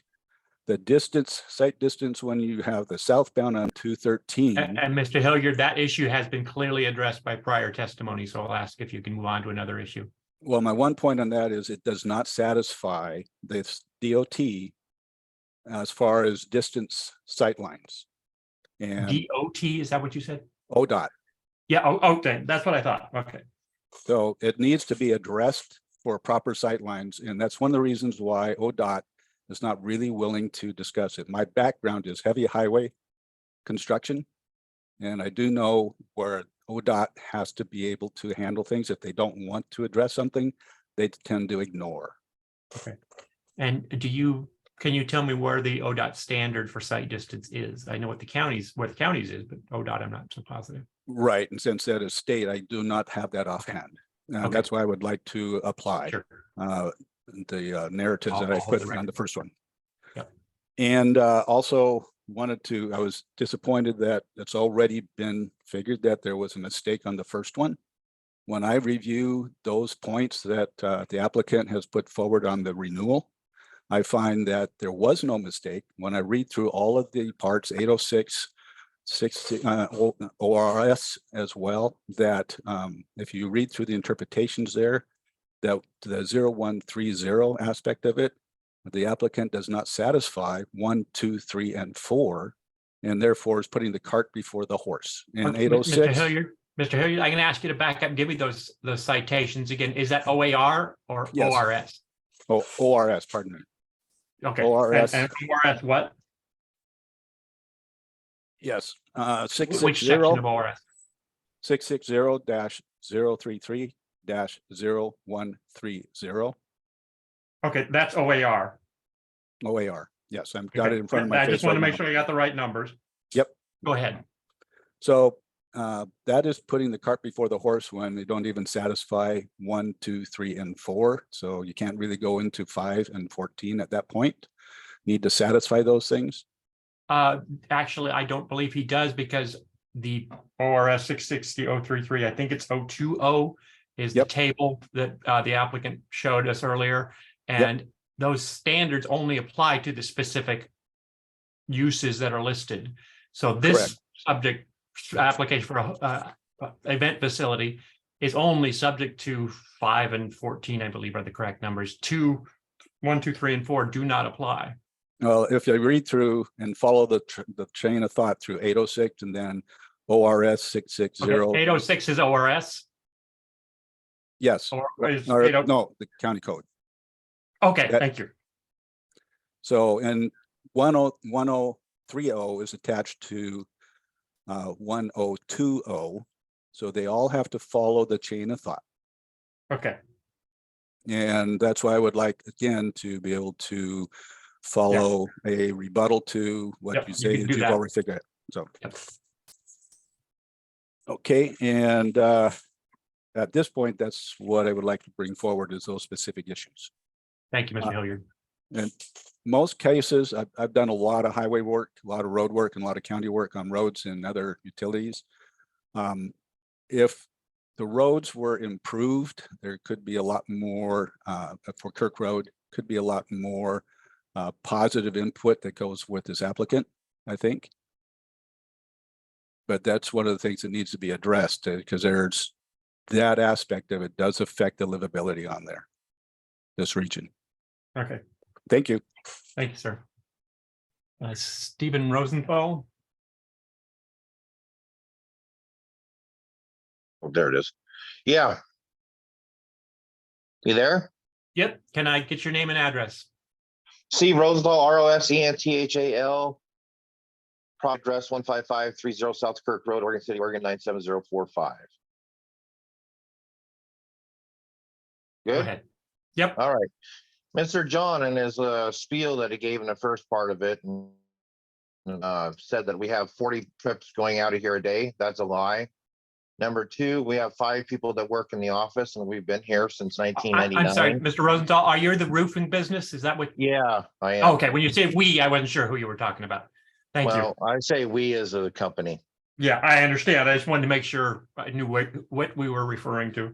Right. Go ahead. And, you know, I've told John several times when he's had pool people in his last application that he would never have people down here that weren't his family at the pond and all kinds of crap like that. Well, that's a lie too, because I've had several people drive up my driveway, drive around in my driveway, cuss at me and then I asked one person, I said, so who are you having the pond party for? Do you know a John Childs? And the lady said she had no idea who he was. So Okay. I have plenty of people driving I've had. And then another thing too, John says that there's never been an accident on the Kirk Road and 213 in the last 5 years or whatever he said in his report.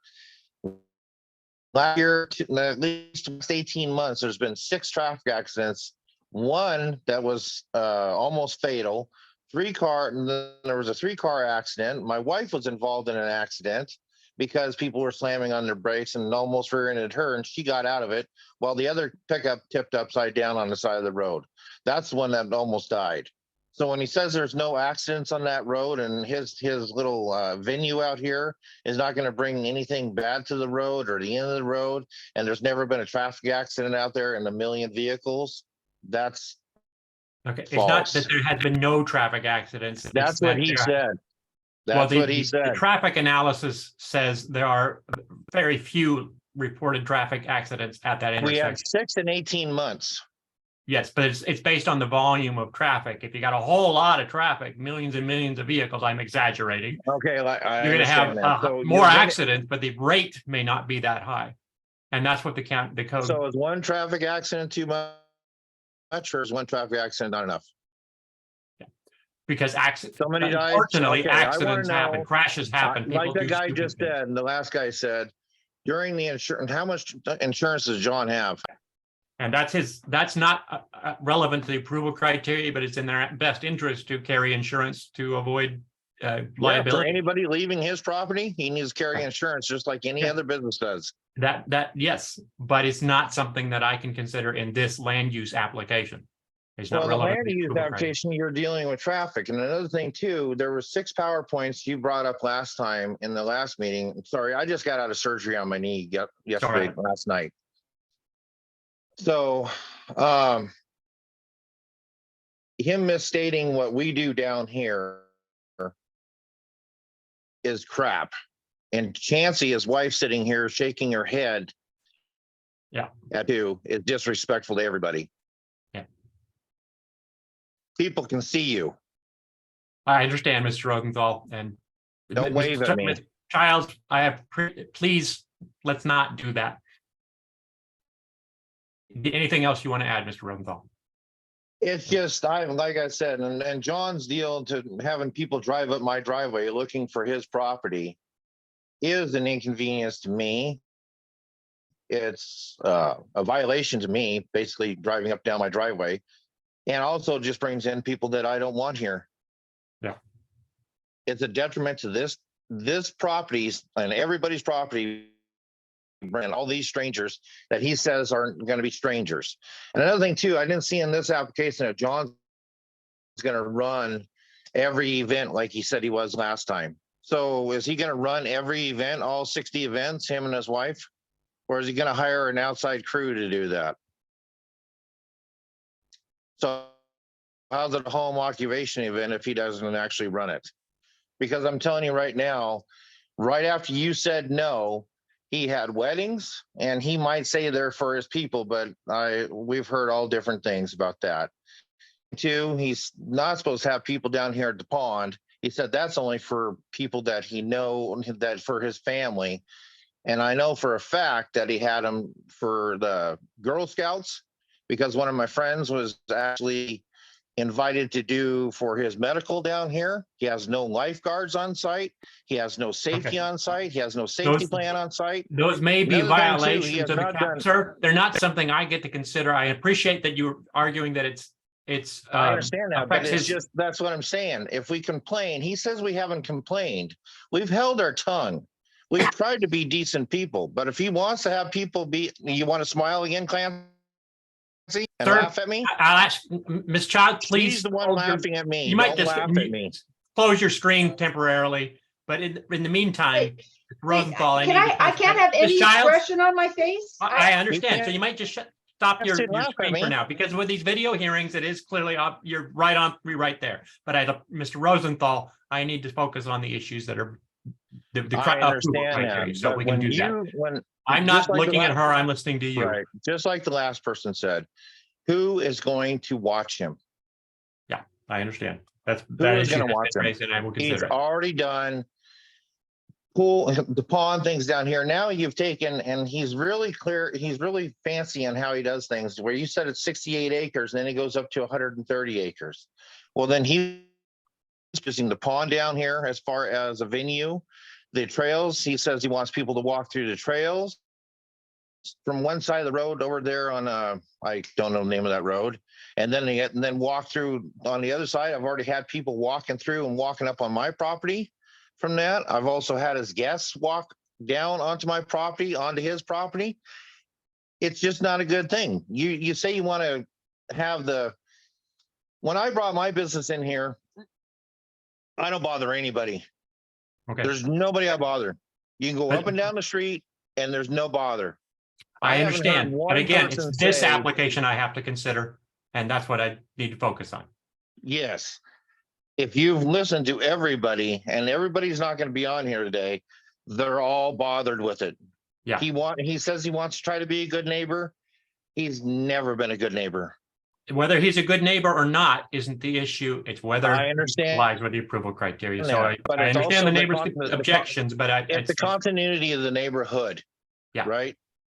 Again, it has to be that it limits or precludes use of the surrounding properties, not that it changes the character, just that it changes the character.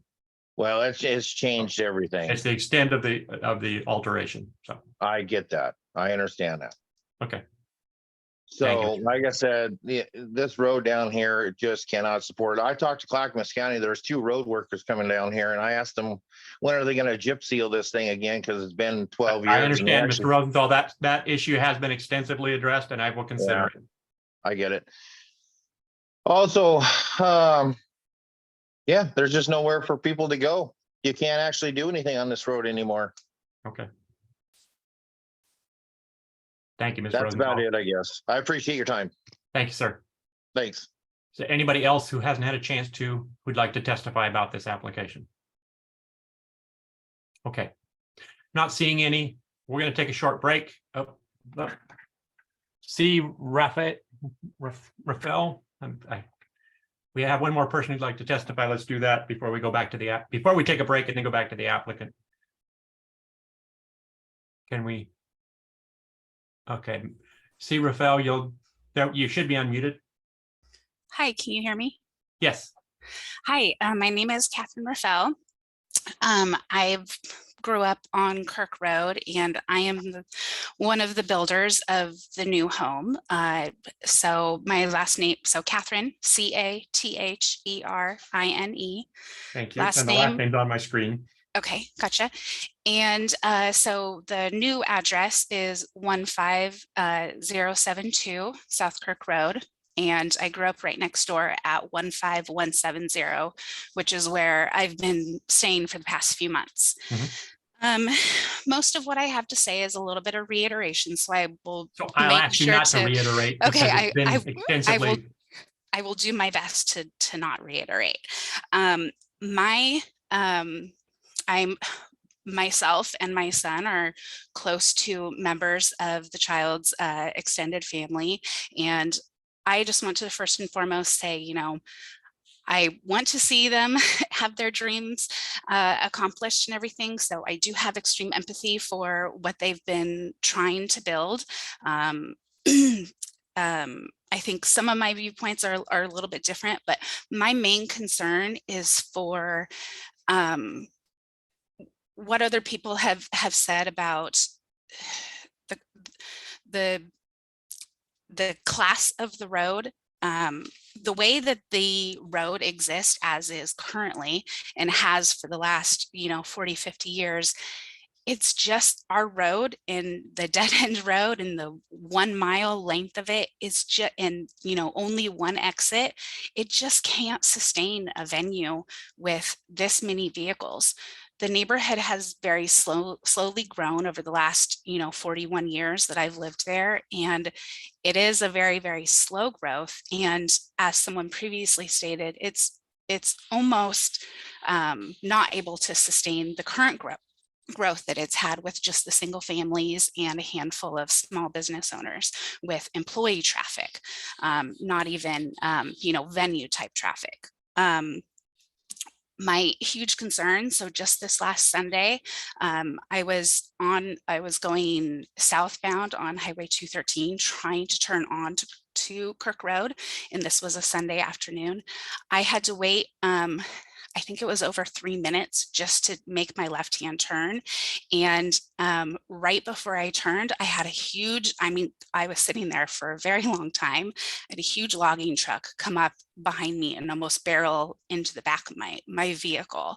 That road is very unsafe because of the crest of the hill. Everybody is gaining speed coming up that hill and then going down the other side. The road is unless you are aware of the existence and the location of Kirk Road, you're just using 213 as a highway and a byway, it's almost invisible. I think most of the residents would agree with me on that. And so unless you are familiar with the road and you have accessed the road, it's a very dangerous area. And it has been that way for all of my 40 plus years living there. And so I do have major concerns for all of the residents on the road, including the child's family. If the county or city were to go ahead and grant this application, and we'd obviously would have increased venue traffic. What would the county plan to do? I mean, obviously, it seems to me that it's obvious that there would be no plans to add a turning lane, decrease the speed in that area on Highway 213. Things to improve the safety of the residents. There isn't a ton of accidents in that area because the only people accessing Kirk Road are residents, and most of those residents have been there for a long time, so they are aware of the dangers, they take precautions. But the people coming to an event venue for a wedding, they're going to be excited, they may or may not be paying very close attention. These are my big concerns.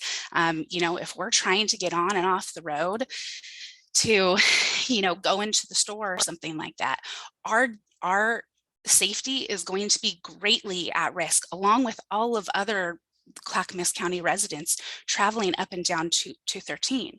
So my big question is if this event does go ahead and in a year or 2 or 5 years it's up and running, or any other event down our little tiny back road that's a class 2 paved road that hasn't been paved in probably a couple decades, what is the county going to do to take care of its citizens and make sure that we're not in some huge increased danger?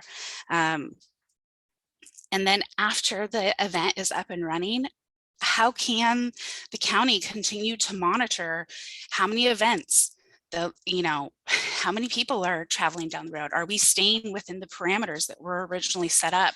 I understand people could complain and, they could be investigated later on, but as Mrs. Sorensen said earlier, we don't want to complain. We want to be friendly neighbors. We have been for 50 some years, and we don't want to complain about each other. Certainly with I know that the issue here is with venue traffic, the proposed venue traffic, and not the existing construction traffic. But it really should, this is just my opinion, of course, but the amount of construction traffic going into a 12+ year construction build has had so much it has damage. some impacts, a lot of impacts, but it's not something I can consider in this application because it's going to occur regardless of what I do with this application. Okay.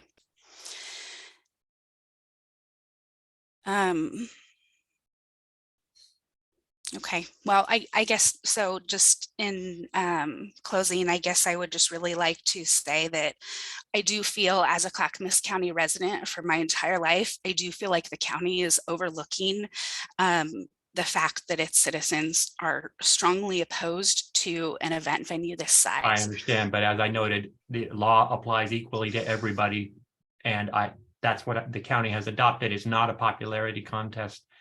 It's whether or not it complies with the approval criteria adopted by the Board of Commissioners. Of course. That's it. Thank you. Thank you, ma'am. Not for the record, does anybody else want to say anything? And Ms. Raphael, if you'll click on your raised, there we go. Thank you. Okay, I'm not seeing any more raised hands. We're going to take a short break. We'll reconvene at noon.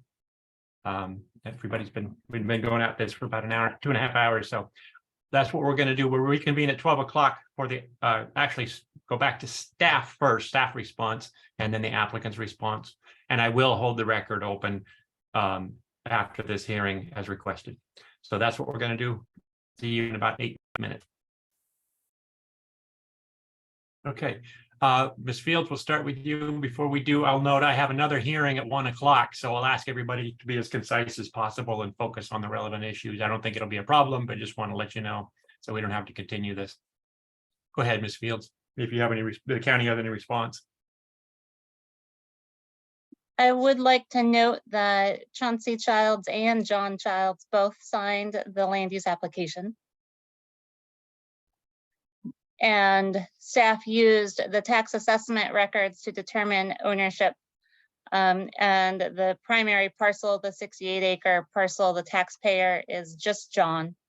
And so if there was some confusion because of John being the primary property owner of the larger primary parcel, I apologize, but both property owners did sign the application. Okay. Anything else from the county? Okay. Mr. Childs. Or Ms. Childs. Yeah, Chauncey had to run an errand.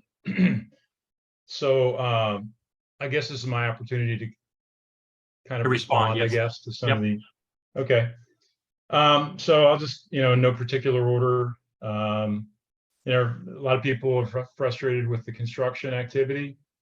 I will say, and I think this is will be, it's good news for neighbors and especially for us that at least the road construction, the interior roads that we've been widening, that is just about complete. We still have some more work to do on that. There will still be some more gravel trucks coming in the next month or so, maybe through the end of the summer, but it's coming to an end as far as the large gravel deliveries. Okay, somebody mentioned how could we operate a wedding venue with only 5 employees? We've never operated a wedding venue, to be honest with you, but obviously there are reasons that the county has in their rules that you can have up to 5 employees. I think that's a reasonable number. That's 5 employees, I think, on site at any given time. There are obviously lots of event venues being operated throughout the state of Oregon. And you got to assume that they're in compliance with that. So other people are operating event venues with 5 employees or less. There seems to be no reason that we wouldn't be able to do the same. Somebody mentioned ambient noise, 59.8 decibel ambient noise reading that I took back in February. I did note when I was out there taking the reading that you could hear the traffic on 213 from my property. It's something that I think we're just used to, and you don't pay attention to it. It's like if you live next to a freight train that comes by every 5 or 6 hours, you just eventually don't notice it. So there is, a fair amount of road noise from 213, and that's probably why the ambient noise level is so high. Regarding agritourism, one thing I'll just state is that the Rossets, from whom I bought the property, had to sell because they couldn't make a go of it. They had 100 cows, beef cows on the property. It was mostly moss. The cows had eaten the grass down so much, and it just wouldn't support that number of cattle. So they had to sell, and that's the problem with these small farms is you need some other source of income to help support them. Somebody mentioned a website that refers to transporting guests to Europe, et cetera. Obviously, that's just marketing. That's a marketing strategy to attract wedding guests. Now, related to that website, the website that references lodging and staying overnight, that is not our website. That website belongs to a photographer that we allowed to come on site and take some pictures. And I've talked to that photographer this week, and I asked her to take that sentence off of her website. She's agreed to do that. Let's see. A lot of people have claimed that that you can't walk the street anymore. I see a lot of people walking the street, walking along Kirk Road, getting their exercise. I see kids riding bicycles. I wasn't here 45 years ago, so I can't speak to that. But our use will be mostly people leaving at night, coming at different times during the day, and then leaving in the evening after a wedding is concluded or a reception is concluded. So I don't think it'll affect, people walking or riding a bike along the road very much. Somebody else mentioned the two other dwellings on our parcel. Yes, there are 2 other dwellings. They are legal farm help dwellings that have been approved or were approved back in 2011. Same person mentioned lack of parking. In our application, we listed 70 space parking lot. We have a 13 space parking lot and a 23 space parking lot, and also a large field that can be used in the summertime. So we have plenty of parking. We will have handicap parking, obviously, that's required. The alcohol, weddings and celebrations are being held all over the state, all over the country, all the time, and people need to be responsible. And I think we've learned that as a society over the past 50 years. Rate of alcohol deaths or alcohol-related deaths has decreased substantially in that time period. Yeah, bad things can happen. There may be on the first event that we hold, there could be a drunk driver that kills someone. There's no way that we can control that. We hope that doesn't happen. Somebody mentioned, same person mentioned the lighting, that we have lighting directed upwards. That's not the case. All our lighting will be directed either outward or downward for wayfinding and safety purposes, specifically so that we don't cause any light pollution. Let's see.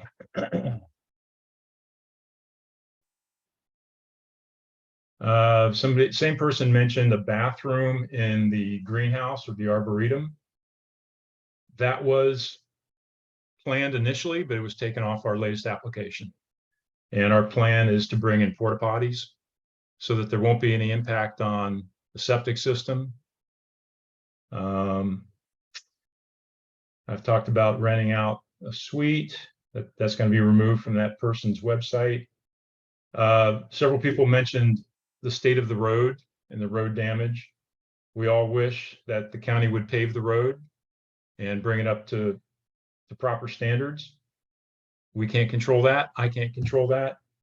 But the county transportation department has noted that the traffic generated by the events that will hold will be equivalent to about two additional houses along the street, which is about what, a 10% increase in traffic, not significant.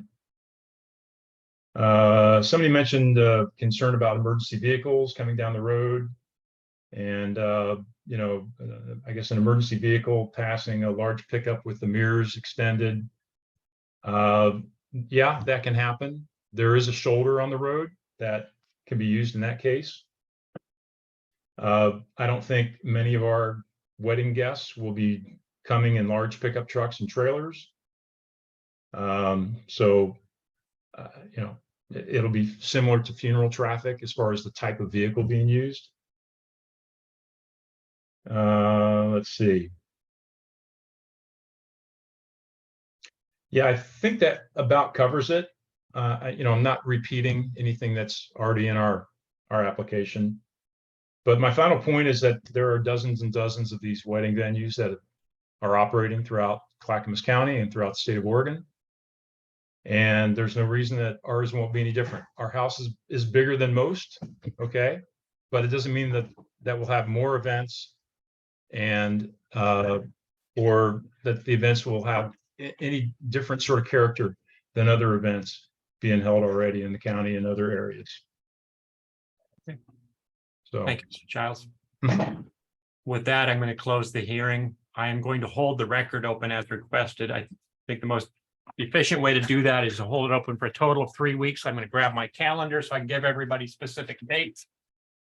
So that I'll hold it open for an initial week. Where are we? 22nd. So until June 29th for anybody to submit any new testimony and evidence. I hold it open until July 6th for anybody to respond to whatever was submitted during the first week of the open record. The July 6th submittals must relate to what was submitted during the prior week. No new issues may be raised at that period. And then until July 13th for the applicant's final argument without any new evidence.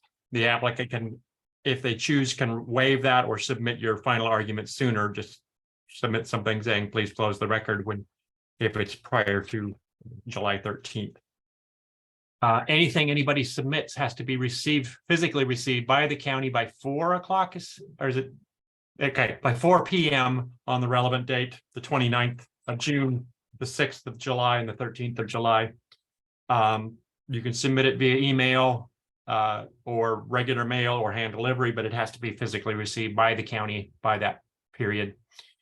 I will try and get my decision out within 2 weeks after that, which is July 27th. I should make that, but give me a couple of days of flexibility just in case. So don't be calling the county on the 28th if you didn't get a copy. But I will send my decision to the county. So anybody who has or does testify orally or in writing before the close of the record will be sure and receive a copy of my decision when it's issued. And I will consider all the issues that have been raised or that might be raised during the open record. Thank you all for your testimony. Have a good afternoon. Bye-bye.